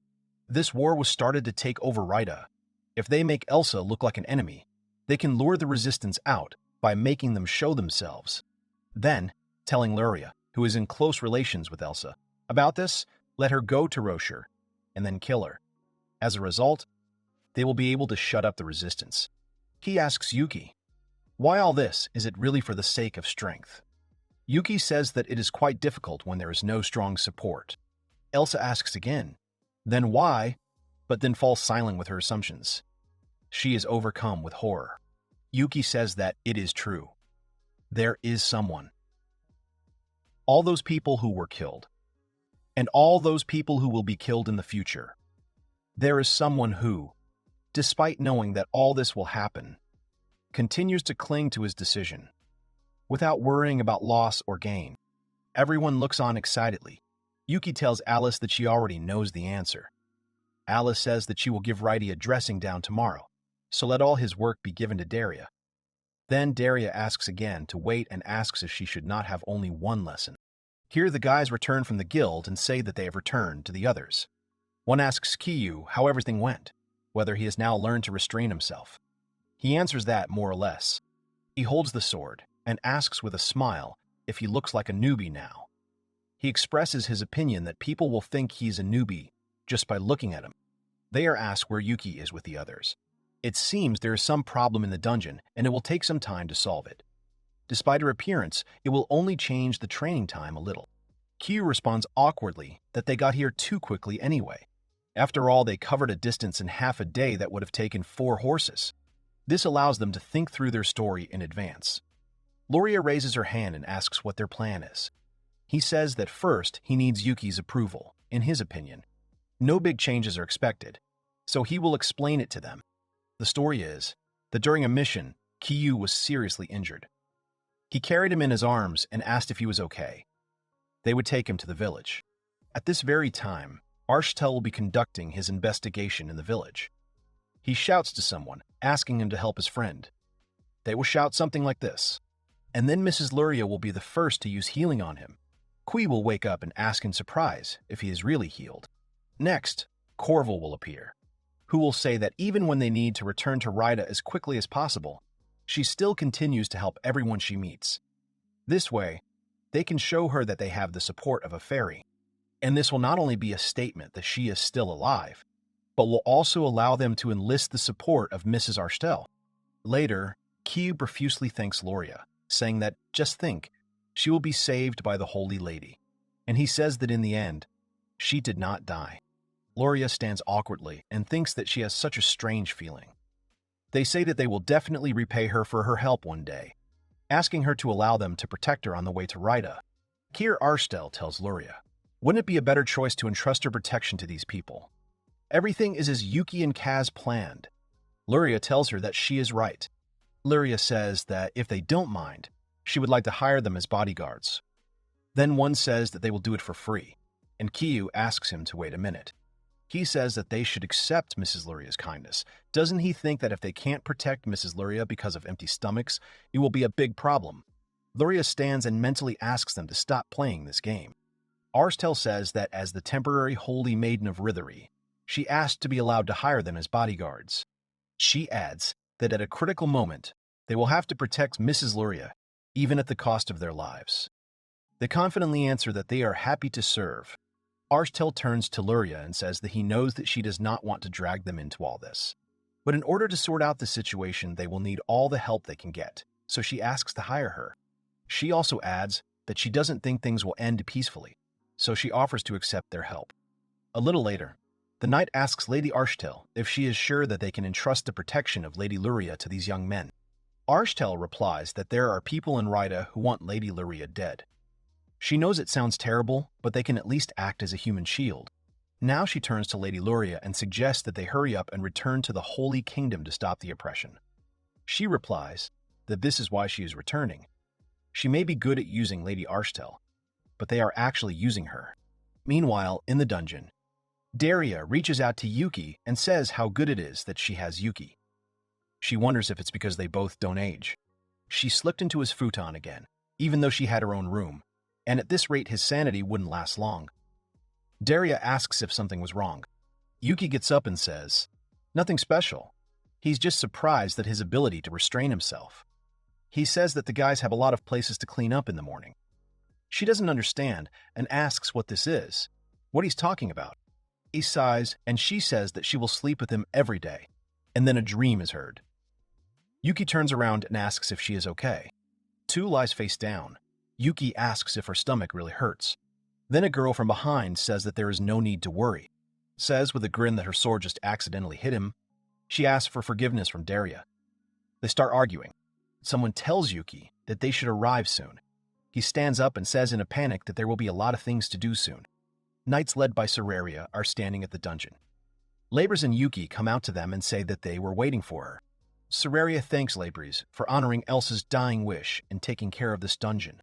She turns to Yuki and tells him that for his role in putting down the Roll Rebellion, he has been granted the title of Noble. Yuki thanks them and promises to continue to try. Seraria says that it was decided that he would become a marquis and marry her, a duchess, so that she would now become his wife.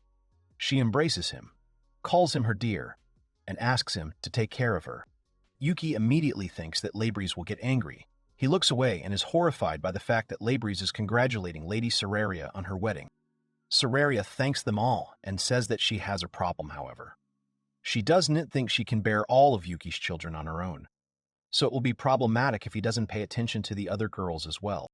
Labres points to the others and says that all these girls, including her, can also bear Yuki's children. Seraria extends her hand and asks if they can accept her. Labres shakes her hand and says that he has no objections.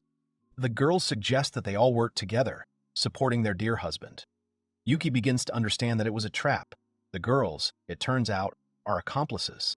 Yuki apologizes to Lady Seraria and offers to go further. She agrees, saying that he is right. Here Seraria shouts to everyone to listen to her, introduces herself and says that from now on she will be the owner of this dungeon. And now she will prove it to them. Yuki thinks to call that thing that he secretly made himself. He uses it. Then the guards scream in shock. Did a whole house really appear out of nowhere? Now this will serve as proof that Seraria also has the right to manage the dungeon. Seraria tells her knights that half of them will remain here to defend this dungeon. They obey. They leave. Seraria asks Labres if she can give them a tour. She replies that of course she can, so let everyone follow her. During the excursion, Sararia says in surprise that everything exceeds her expectations. She looks around everywhere. Here a fairy meets her and greets her. She says that she is a representative of the fairies. Her name is Nargia. Sararia happily says that they saw each other on the monitor, but she introduces herself as well. She is Sararia, the second princess of the Roshuru kingdom. They are moving into this dungeon, so she thanks her for such a warm welcome. The fairy says that she's pleased to meet her. Sararia says that her soldiers and the people who came to settle here, from now on they will live here together with these fairies. Nargia asks them with a smile to take care of them. The people are happy. Then Millie asks everyone to follow her. She says that now they will give them a tour and introduce them to the representatives. From the crowd, a man recognizes her and calls her by name. Millie calls this man father, tears well up in his eyes. She sees others nearby and says that this is Mom and Shuri too. Then, Yuki comes in, puts his hand on her shoulder and tells her to just go. He'll ask someone else to take care of things, so it's all good. Millie hesitates, looks around. The girls tell her that she can leave everything to them. Let her just go. These tears won't be held back. Millie is shaking, barely holding back her tears. She immediately goes to hug her little sister, and she hugs her back tenderly. Everyone starts crying. Shuri says she is so happy. They were so worried when they lost her. They thought she had met the same fate as their brother Dabrick. Millie starts to think that Yuki saved her, and then he saved her family. He always shares his warmth with others, so she should be happy. But she worries that for some reason he looks lonely. Even though he yearns for his family, he doesn't take the chance to use them as a replacement for her. That's why she decided that she would become a real family for Yuki. She would not let him feel lonely anymore. She would give Yuki all her love. She mentally asks her brother Dabrick to look after her. She will show him how happy she is. Her father tells her that since she is going to give a tour, does that mean she is also a servant of Lady Sararia? He asks her forgiveness for disturbing her work. Daria watches from afar and says that thanks to this Sararia, all their hard work in creating this place takes on meaning. Yuki realizes that Daria can no longer see his family. Then Sararia approaches him. She says that now she must explain to all the people that they are going to settle here soon. Then she calls him Dear. Yuki awkwardly and irritably says that it is so, but how much longer is she going to call him that? And she asks with a smirk if he really would like her to call him Yuki. Sararia says that she will then step away for a while, and leaves. On the way, she calls Yuki Dear again, causing him embarrassment. She was telling the kids about immigration orientation. There was a welcome party going on. A little later at the meeting, they say that after this they added about 30 more children, or a total of 355 people, as Lady Sararia had told them. Sararia thanks everyone. The others respond that there is no need to thank. Sararia also adds that they should not use the word mistress when addressing her. Ratsu apologizes to her and calls her simply by her name. Asuran turns to her brother and says excitedly that for some reason she doesn't see her sister Millie here. Yuki replies that Millie is spending time with her family at the training grounds. She happily asks if Millie's sister was finally able to meet her family. She says that she is so happy for her. Sararia asks Azurin if it is true what she once said that she cannot meet her. She is nervous and twirls her fingers in front of her. She replies that she does not remember them at all. Azurin talks about her brother, sister Elsa, and Sararia, that everyone here is now her family. She fearfully asks Sararia if she shouldn't say that. They hug. Sararia says that of course everything is fine. Even if they are not related by blood, they are still one family. She promises Asurin that if someone does something bad to her, she will rip their heads off. Sararia thinks that Azurin is so cute. And in the background, another girl awkwardly asks what about her report. The girls train hard. Daria asks Sararia for the name. Afterwards, she says that it's good, and hopes that they've resolved everything. Sararia thinks that Daria's swordsmanship is head and shoulders above hers, and it's not about the peculiarities of training. The point is in the difference in their abilities. Daria says excitedly that the expression on her face is completely incomprehensible to her. Daria says that it is all because her status is higher. Sararia asks if it is true that she is actually a demon lord. She replies that in the end, she did not even think of hiding it. Sararia says that since she sleeps in the same bed with Yuki, she challenges her for that right, but she always loses. She asks if she can find out what her level is. She proudly replies that she is now level 412. She herself says that she is cool. Sararia is shocked. She says sadly that it's just madness. That explains why she can't beat her. Sararia says that her husband is incredible if he could defeat her. Daria says that his fighting style is very different from hers. Since she is his wife, she should understand that. Daria shares honestly that she was overcome by that slug that Asuran is holding in his hands. Everyone is shocked. Another little girl tells Azurin that she wants to hug him too. And she says that Valia is so soft. Sararia sees and thinks how cute it is. They have a couple of little angels here. Then she turns to Daria. She asks if she doesn't mind another round. She replies that of course she does. Not mind, so she doesn't have to hold back. They start fighting, jumping on each other. Sararia attacks. Daria defends herself from the sword. Sararia asks her if she is by any chance a master of hand-to-hand combat. She answers with a grin that she is, after all, hand-to-hand combat is the easiest for her.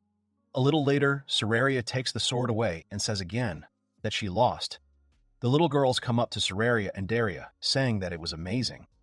The girls pick up the little ones in their arms and thank them. Daria looks at Daria and thinks, even though she is a demon lord, she is not evil at all. After all, a person who spoils this pair of angels cannot be bad. Sararia asks Azurin if she wants anything.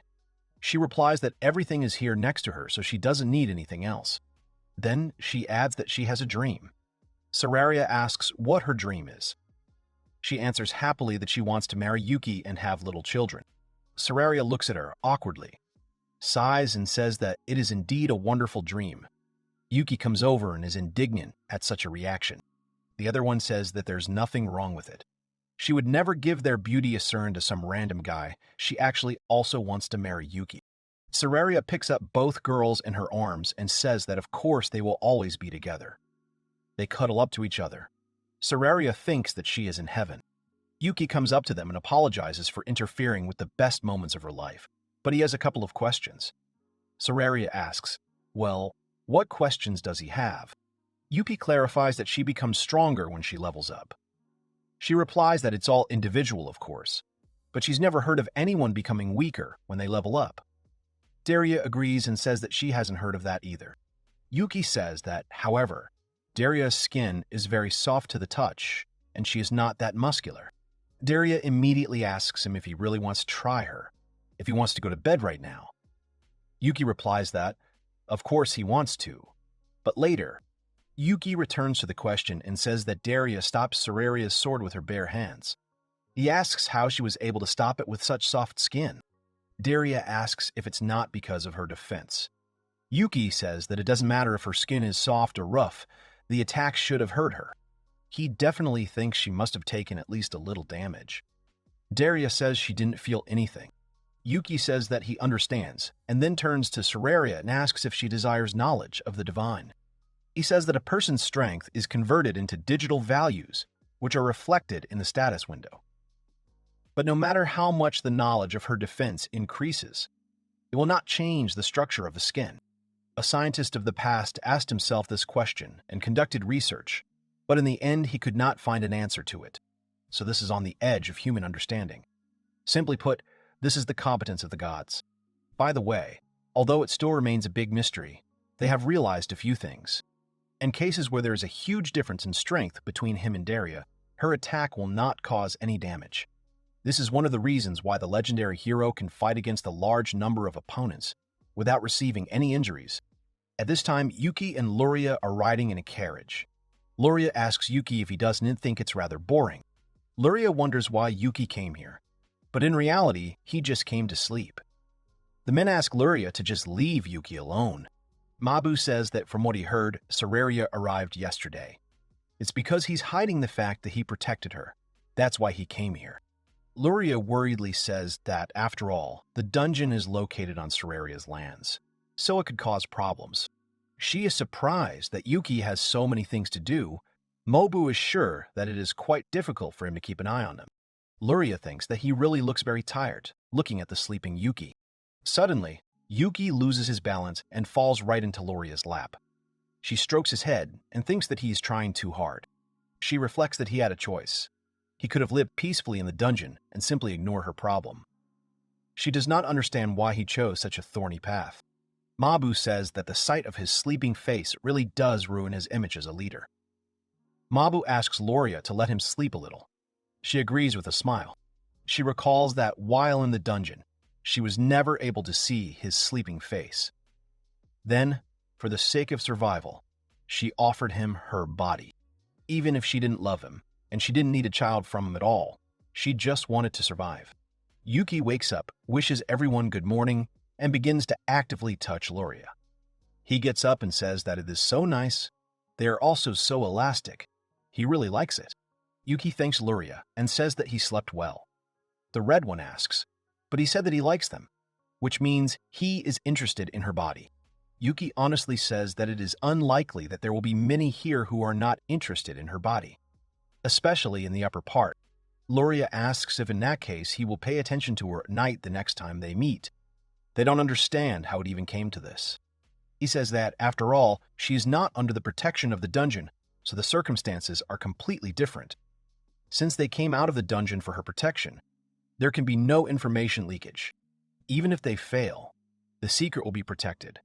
And if she succeeds, she will help the dungeon.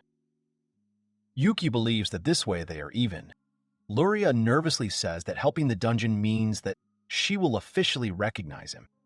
And if that happens, a lot of observers will be sent to the dungeon. And isn't she the most suitable candidate to work with them? Yuki says that it's true. In the end, it will be better if it is someone who understands their internal affairs. Yuki says that this is not a reason for them to spend the night together. Loryu angrily shouts, "What is he even talking about?" He says that he is actually the head of the kingdom that tried to kill Lady Elsa. So when a lot of observers arrive in the dungeon, it will definitely cause controversy. But if he takes her as his wife, it will be considered a kind of apology by the Holy Kingdom of Riteya, and the Kingdom of Rashuru may take it as taking a hostage. And for the Kingdom of Riteya, ruled by a new saint while the previous one is still outside the kingdom, this will cause certain problems. If she goes with him to the dungeon, it will be a kind of form of apology for the killer's sin for Elsa's soul. She will become a kind of guarantor of peace. And ultimately, if she has a child, it will be like telling her kingdom that she is not going to come back. Yuki sighs tiredly and says that he doesn't understand her train of thought, but it doesn't have to be him.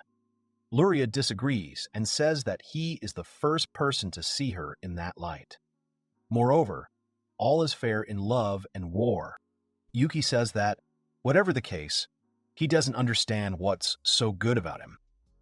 Luria says that if he says something like that in front of Labries, she might actually get angry. Luria, her cheeks red, says she's willing to bet Labries would say the reason he denies himself is because he won't let himself. Yuki says that he has a feeling that they, the girls, consider him some kind of person who loves all the girls. Luria says that, by the way, she would not allow this either. Yuki doesn't understand and asks why. She gives him a hard slap and asks him not to let the good guy who supported her turn into a bad person. Then Luria remembers that this is Kyu's body after all. She asks him for forgiveness. Great Temple of Riteya, Holy Maiden's apartment. There are many illogical things in this world, and one of the most illogical is this guy Yuki. Many things happened after their arrival in Riteya. They captured a soldier and forced him to tell the truth. They asked Arshtel to investigate the incident with the assassins attacking Luria, after which she was able to easily find the truth. After the public was told of Luria's survival and the assassins who were sent for her soul, Luria, who had already received the blessing of the fairies, was finally cleared of all charges. And they have already carried out a raid on the remaining extremists. But the current system cannot save the people of this holy kingdom. After all, this place is too far from the largest city on their continent. There are more people living here than the city can feed, and he continues to extort money under the pretext of faith. And the money that should be used for the benefit of people, they use for their own luxurious life. After a long monologue from the employee, Arshtel answers him that she understands what he wants to say. But the extremists were planning to kill Lady Elsa and Lady Luria, and the tense relations between the kingdoms of Roshur and Garth had caused significant damage. The knight says that they know this, but he thinks that it is better this way than to maintain the current system. So if they gain control of Riteya, they will be able to save the lives of people from other kingdoms. Arstel asks if he means that their methods will take more lives than war. He shouts that it is so. That is true. Even the aid is not distributed fairly. Some fools must have taken most of the humanitarian aid for themselves, because of which his sister, who sold herself to raise him, died of starvation. The saints suddenly fall silent. After a long silence, the saint says that she sympathizes with his situation. The man takes out his sword and says that they are the reason why he lost a member of his family. Here another points a sword at the speaker and says that following this logic, he has enough reasons to kill him. He defends himself and says that it is, but he cannot allow himself to die here. He still has much to do. The guy realizes that his opponent is stronger than him, but he can't lose. Then Yuki raises his hand and asks to look here, asking if he can speak too. The men do not understand how he can behave so casually in such a situation. He says that if they can save the poor people of Rida, then there is no need to start a war. He shouts that the provisions stored by the kingdom will only last for 2 or 3 months, so this is impossible. Moreover, what they really wanted, in the background, Mobu and Loria stand confused, saying that he responded seriously to her words. And if Yuki is dragged into this, any conversation will go wrong. Yuki asks the guy what his name is. He replies that his name is Crack, and the other dark-haired guy is called Dest. Yuki tells the boys that if they agree to work for him, he can solve their problem much faster than those saints. Crack screams that he is lying. Yuki asks Crack if he could listen to him at least a little. Does he even know that he is actually quite busy? So it would be great if he could find himself more helpers. But he will need 1 or 2 months to prepare, and he will need the help of these holy virgins. Arstel says that they have neither time nor resources for resettlement. Luria wonders how wonderful he can be.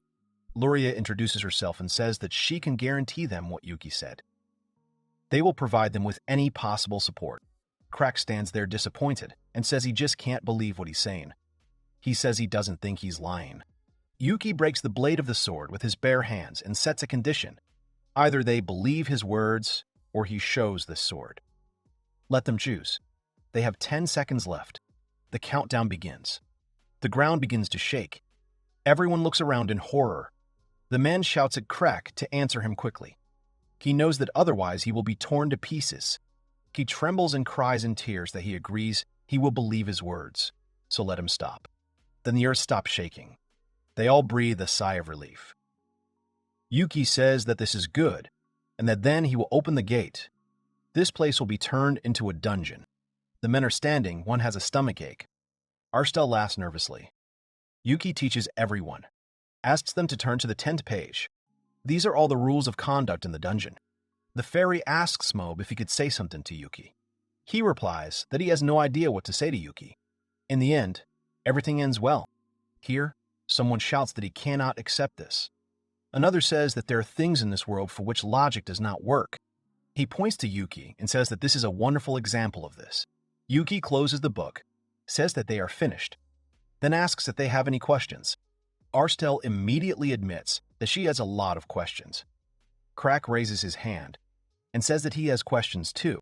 Yuki says that now he will show them everything live, so he is not going to explain the meaning of words. He also asks not to ask about paper and pictures because explaining everything in a row will be too much work. The fairy shouts at him that he is rude. Arstel says she understands, more or less at least, but she asks to be allowed to ask one question. She understands that he is the master of the dungeon. Yuki replies that this is not so, and that he is only a representative. They are surprised and ask again. Yuki gets ahead and says that first she should let him tell her the answer to the question of how he can create a dungeon inside the Holy City's gathering, and he won't answer that. Arstel looks at him in complete bewilderment. Yuki asks her if it is because there is a barrier here. She says that it is. She explains that they have one that repels everything, including monsters and dungeon masters. Yuki asks her if she is sure that this barrier was set up properly. Moreover, what she means by evil. Arstel does not know how to answer and stands there in confusion. Yuki now goes to Crack and asks him what his question is. He thoughtfully says that he will ask later after he sees his dungeons. Yuki then asks Des what about him. He only says that he believes him, so he only asks him to save his friends. Yuki says that means there are no questions left. Now he suggests going forward into the dungeon. They are standing at the gate.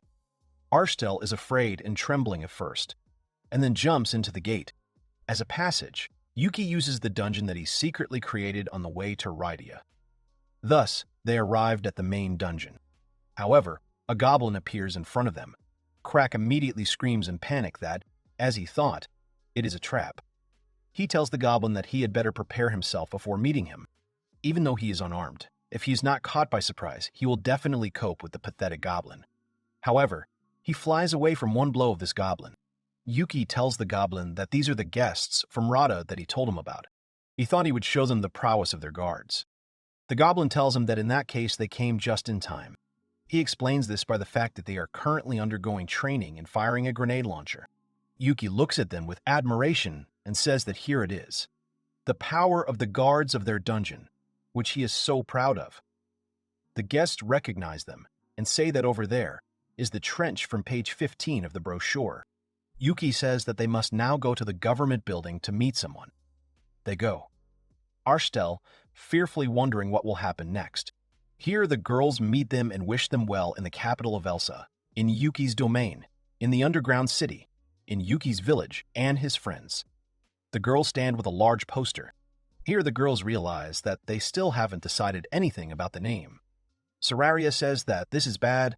They need to figure it out as soon as possible. Yuki suggests hurrying up and heading to the meeting room. Later, someone suggests moving on to the next question. The next group of settlers will be about 10,000 people. Given that they barely have enough hands for only a few hundred, next time there will already be 10,000. Yuki says that they understand this, which is why they are asking for a month or two to prepare. Crack turns to Arstel and says that since she is abandoning people she is unable to feed to someone else, she can at least help them until then. Elsa sits in the hood and thinks if he is asking Mrs. Arstel for something too rudely. She understands everything. Arstel replies that of course she will help. She will try her best. So she asks them to take care of the people they cannot support. Ratsu asks Luria how she is going to explain all this to the big people of Rytari. She replies that she has a suggestion about this. They can tell them that she is staying in the dungeon to get rid of possible threats that could harm Lady Arstel. In that case, she could be a representative of Ryda's support. Kaya says that then, this means that she is going to make the existence of this dungeon widely known. Arstel replies that this is true after all. She can't pass on Rydia's help to someone unknown. She says that she doesn't mind if she tells everyone. But at the moment this territory belongs to Sararia, if some stupid nobles come here and become a source of problems, they will be immediately executed. To make sure they remember this, Arstel bows and agrees to these conditions. Yuki says he is sure they will cause trouble eventually. It is inevitable. Everyone is scared. How inevitable it is. In that case, Sararia will cut off the heads of every last noble, and the alliance between Raita and Roshuru will be ruined. To form an alliance with a kingdom that can't control its own subordinates, isn't that stupid? Arstel shouts that the alliance was created in order to spare Madame Elsa from regrets. Here Sararia cannot bear it any longer and, putting a knife to his throat, orders him not to dare say another word. To think that she would drag in something that was created to defeat the Demon Lord. She tells Arstel that she has two choices. Sararia says that she must either fall to her knees and beg for forgiveness or say goodbye to her head. She asks. She understands what she means. Yuki intervenes and tells Sararia to stop, suggesting to speed up. Sararia puts away her sword and says that she understands. But in exchange for this, she will ask Yuki for a reward a little later. Yuki now turns to Arstel, asking why she said that Elsa was killed by the Demon Lord. She sits and trembles, asking not to say that Lady Sararia knew. Yuki says that it is so. She knew that Rydia sent assassins for her soul. Arstel turns to Lady Sararia and bows. She offers her deepest apologies for what happened. They ask Arstel to tell them everything about Elsa. Arstel promises that he will. Yuki suggests taking a short break and continuing later. At this point, Crack turns to Lady Sararia. He asks, he can understand why she lost her temper, but why didn't she point that sword at him too? Sararia tells him that she is also a knight. She believes that creating a beautiful future will be the best proof that those who left them did not die in vain. She tells him that he is not thinking about running away from this sin. For the sake of all the dead and Elsa, who parted with life, did not die in vain. They must build a happy future, and that is why he is here. Sararia passes by him and says that in that case, there is no need to kill him, so let him show her that Elsa's death was truly not in vain. Crack listens to Mrs. Sararia. All this time, Elsa listens to them and quietly tells Ratsu that she is still alive. Ratsu tells Elsa that if she tells about this now, they will quarrel again. Holy Kingdom of Rydia. A meeting of the highest echelons of power is taking place. Someone angrily shouts that there is no need to bow one's head before Rocher. Not to mention that there is no evidence that they sent assassins to kill Lady Elsa, and it is simply outrageous to lock these fairies in such a dangerous place as a dungeon.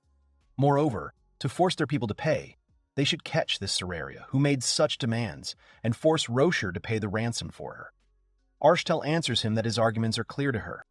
Arshtel says that, however, not many people are against it, so frankly, she actually hopes that they will settle everything peacefully. Then the man says that they can't ignore those who are against it. Arshtel says that there is something else that Lady Sararia said about this. If someone does not agree, then he can attack her dungeon. That's what she asked him to tell him. The man is indignant. Is Mrs. Arshtel really inclined to this decision? She replies that if it will clarify everything for those who disagree, then so be it. They have a plan to lure out all the dissenters and get rid of them at once. This plan was devised by Yuki and Lady Sararia. The man shouts that according to information from their scouts, the dungeon is guarded by about 400 soldiers, while their army is about 5,000 men. He asks if they are hiding the number of soldiers they have. She replies that this is not so. Lady Sararia is going to fight the opposition, limiting herself to these forces. One important man with a mind of his own calls the saint stupid and leaves. Before closing the door, he says that when he returns, having caught Sararia, he will make her get off her chair. They think that they don't need a stupid girl who is not able to take such insignificant risks. Arshtel thinks to herself about their behavior, and she wonders how long they can behave like this. There are no traps at the entrance to the dungeon. After all, if they don't meet them face to face, the excuses will begin. The guards and knights go with the spirit and purpose of showing these fools their strength. Their proud army of the Holy Kingdom of Rydia would never negotiate with the dungeon, so they must catch Sararia. Daria talks to Sararia about fighting these fools. Does she want her to go to the front lines too? Sararia tells her that there is no need. She tells Daria to just go and help the other squad. Since Yuki is with Asurin and Philia now, how about helping Alice instead? Sararia wonders why she would walk right in front of the enemy. Daria walks away languidly. The captain, on the other side, orders the knights to catch this woman. All the knights throw their guns at Daria. Sararia panics and tells her men to move towards Daria, because at this rate she will take all the glory for herself. And so it happened, because Daria killed several people with one swing. The captain does not understand what is happening here. Sararia attacks and shouts at him not to stop in the middle of the battle. She tells her people to follow Lady Sararia and not to forget their hard training in the dungeon. Sararia attacks, tells them all to get it, she asks maliciously. And where did their fighting spirit go? He orders the shields to move forward. If they can stop her sword, then everything will be fine. Sararia herself admits that this is not a bad decision. Sararia swings her sword straight at the captain, causing him to scream in fear. Then he sees that she missed and praises the god. He orders a squad of shield bearers to surround her and stab her with pikes, but in an instant, all the knights behind are killed. The captain watches all this in horror. Sararia asks for forgiveness and says that she does not have time to explain anything to him. She cannot allow Daria to take all the glory for himself. Normally, she wouldn't kill those who had lost the will to fight. It's for the sake of her suffering, wounded people. There's no reason to let them escape. Daria turns to Sararia and says that she has finally arrived. To think that she would go so far for achievements. She was just passing by when they suddenly attacked her. They're outraged. Who is she even? He asks why she's so strong. Daria says that it is understandable that she cannot control her strength. Daria says that, after all, she is a demon lord. He yells at her to stop talking nonsense. Why would a demon lord fight for Rocher? He adds that a demon lord only brings destruction. Just think that he would say something like that to Daria. Daria tells him to attack, promising that he will cut him down. He shouts, "What arrogance is this? He is level 49. Does she really think that she can defeat him?" Sararia says that she understands, and she already has 122nd. In the end, she raised the level before their arrival. Sararia asks her men what their losses are. He reports that 3 are seriously wounded and 5 are lightly wounded. She orders that the seriously wounded be sent to the rear, and that their wounds be tended to, and that potions be tended to, and that potions be used to heal the lightly wounded. Daria tells Sararia with a smile that she will now go to Alice. She asks with displeasure if she is not worried about their husband. Daria asks why she should worry about him, since he is even stronger than her. Then others approach them. They ask what they should do now. Usually they would hit their defenses, but they ask Kara's opinion. Kiaru wags her tail and says that in her opinion they are not their equal. Sararia asks her if she could repeat that. Sararia takes out the device and talks about all the soldiers, but she doesn't quite understand how to use this long-distance communication device. Kiaru asks to press this button. Here they ask for everyone's attention, all forces. They are going to attack their main detachment. Here Alice replies that they are ready to march. Ratsu says that she knows that they will win. But what about the others? Someone forgot to mention that regarding the central detachment, they have several wounded and 1 killed. They shout that this is their complete and unconditional victory. Everyone shouts joyfully. On the phone, Sararia asks how they are doing. Yuki replies that everything is fine. He says that he was very worried when he saw how the 2 of them rushed into the attack. In this world, there are no guarantees that everything will go smoothly. If there is a risk, let them retreat immediately. Tell Sararia on her phone that it was so cool. It was so incredibly cool and amazing. Sararia blushes and thanks them. A message comes from Ms. Sararia to the soldiers on the front lines. Sararia orders all soldiers to head towards the enemy's main detachment. Once close to the enemy, destroy the enemy in a manner of your choosing. Let the right flank head towards the enemy's left flank. Their volunteer militia consists mainly of residents who move from Mershuru. They have been training them hard for the last 2 weeks to raise their level as much as possible. People who took up arms to protect the dungeon. She must protect them. Alice tells her people to remember and not to run forward at breakneck speed. They will crush them face to face. Alice asks Daria if she could stay in reserve just in case. She says that, of course, after all, they were told to hold back in this battle. Despite the fact that Daria is an invincible guarantee, she just can't stop being nervous. Thanks to the protection inside the dungeon, she knows that any attack against her is useless. But what if she is captured? What if there is someone in the enemy army who can remove her protection? She wonders if Yuki always fights an opponent while feeling this way. Everyone in the dungeon is watching them. It reminds them even more that they are a part of it. She is sure that the display of power will make them feel more secure. Daria asks Alice to tell her that this battle is important in many ways. It is time to give the signal to the archers in the rear. Alice agrees. She shouts to her shooters to get ready and not to hit their own. Everyone attacks. The enemy side panics. Because they have moved too far from the vanguard. Karia shouts that this is too naive. She says that Riel got the head of the enemy general. At this rate, Riel will be surrounded, so someone must help Riel. Millie runs and shouts at everyone to leave it to her. She will go. She orders her squad to meet Riel's squad and goes straight to her. Everyone obeys. From afar, Daria watches and says that they are doing well. It seems that Ratsu is having difficulties, but Millie and Riel are working hard. Alice asks Daria if she can see them. She replies that she can, but there are so many enemy soldiers that it is difficult to see. The enemy side is losing and is indignant about how they can't deal with these girls. But the guy at some point says that he thinks she's beautiful and then dies from her own sword. Ratsu calls him disgusting, even if he loves her. Ratsu admits that it belongs to Yuki and then tells the others that she killed the enemy general. Daria reports the situation and suggests that they are planning to take Sararia captive and use the dungeon as a prison, although in reality Sararia has no rights to the dungeon. Daria and Alice discuss strategy, with one agreeing, saying that at this rate their troops could suffer losses. Alice tells her knights that they should go to help. Riel reports that they have dealt with the center of the left flank. This is Millie. They will soon finish with the enemy. Tori says that she has captured the general in the center. They ask her why she didn't kill him. She says that he surrendered. He asks to spare him. They tell him not to make mistakes. They are here only to defeat the enemy. And those who surrender are no longer enemies. Some people wonder what a terrible first impression they left. If you think about why it all happened that way, Seraria says to attack the main enemy forces. With such a difference in the number of soldiers, she is not going to defend herself, but to attack. He understands that she is doing this in order to see the enemy, but this will also increase the losses on their side. Seraria's squad can and will succeed, since it consists of experienced soldiers. Yuki is asked if they should attack the enemy following the example of the center and the right wing. Yuki says no. He suggests trying to talk to them first. It's only a matter of time before their right wing and center force crush the enemy. And when that happens, they must realize their power.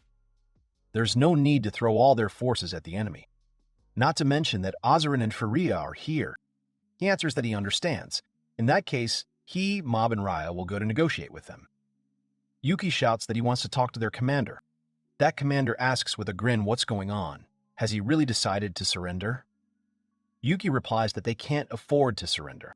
Yuki says that their right wing and center detachment have advanced to attack, and if they lose, he is going to surrender to them.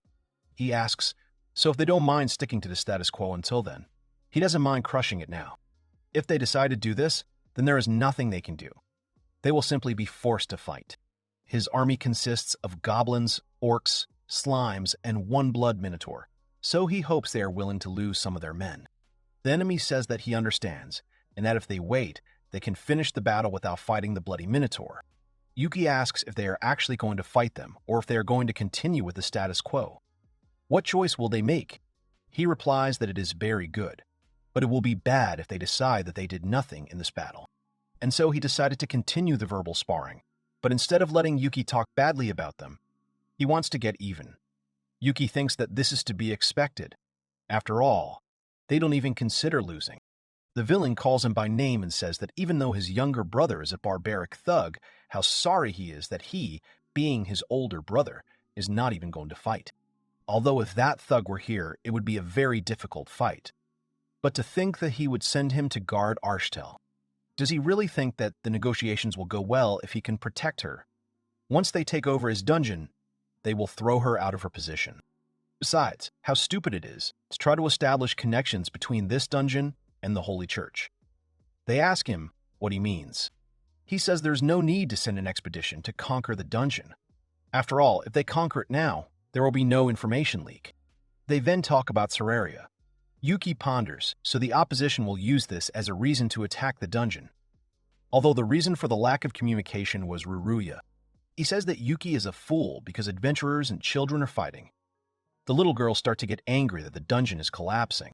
They suspect that they have set a trap. The little girls immediately send their animals to the battlefield. Yuki tries to stop Furia, but she attacks. The goblins also give in and attack. In the end, this general's legs are cut off and he lies on the ground. Then Labors comes out and finishes off the general, after which he goes after the rest. That's why it all came down to this. Here Yuki is asked to stop them, but he is unable to. Mobiu yanks him and shouts that if anyone else besides him goes, then he will probably be chopped into a pate. And anyway, it happened because of him. Yuki says that all the blame lies with the enemy. The little one is crying, the other one is fighting. Mobu asks Yuki to stop them. He realizes that first he needs to stop Asurin, because of whom the monsters rush to attack. Yuki tells Asurin that their words did not affect him, and she continues to cry. The other girls call and say that the monsters do not listen to them. They do not understand what is happening. Yuki tells him to calm down. Azurin is okay. She is unharmed. She was just a little upset and started crying. This made the monsters angry. If anyone decides to surrender, then let them take them away from the battlefield. Otherwise, they will be torn apart. Furia and Labries are also furious. Did someone really say something about Yuki? Azurin, in tears, says that they said bad things about Yuki, that he doesn't use his brain at all, so it's unforgivable. Asurin says that Yuki saved them. He is incredibly kind. Yuki is asked to try to calm Asurin down. Here Seraria starts to get angry and says that they will not accept any more surrender. They will kill them all to the last one. This one says that since Azurin cried so hard, it means they said something nasty. She gets angry just imagining it. Yuki sighs at the thought that now they are trying to destroy every last enemy. Then Seraria scares everyone by walking towards them. Arshtel tells Sararia that they are representatives of Rida and wanted to discuss everything with Sararia. Then the other one tells her to shut up, saying that this must be some kind of trap. He points at Sararia and shouts that there is no way a girl like her could destroy their army. He shouts that he will kill her here and now. However, in an instant, Sararia's sword strikes the enemy, causing him to bleed and fall in bewilderment. Moreover, he does not fall completely, but only half. Sararia turns to Arshtel and says that for her sake, she will accept this attack as part of today's battle. She clarifies that this guy is from the opposition. Then he should hurry up and finish the plan to help the refugees. She, too, as promised, will start in a week. She tells her not to be late. Arshtel suggests moving on to the topic of negotiations with the Rose Shore dungeon. She asks if there is anyone else who will speak out against it. They hesitantly answer that there are none and that they will give all their money and property to Lady Sararia, so they ask to forgive them. Thus, the battle with the opposition came to an end.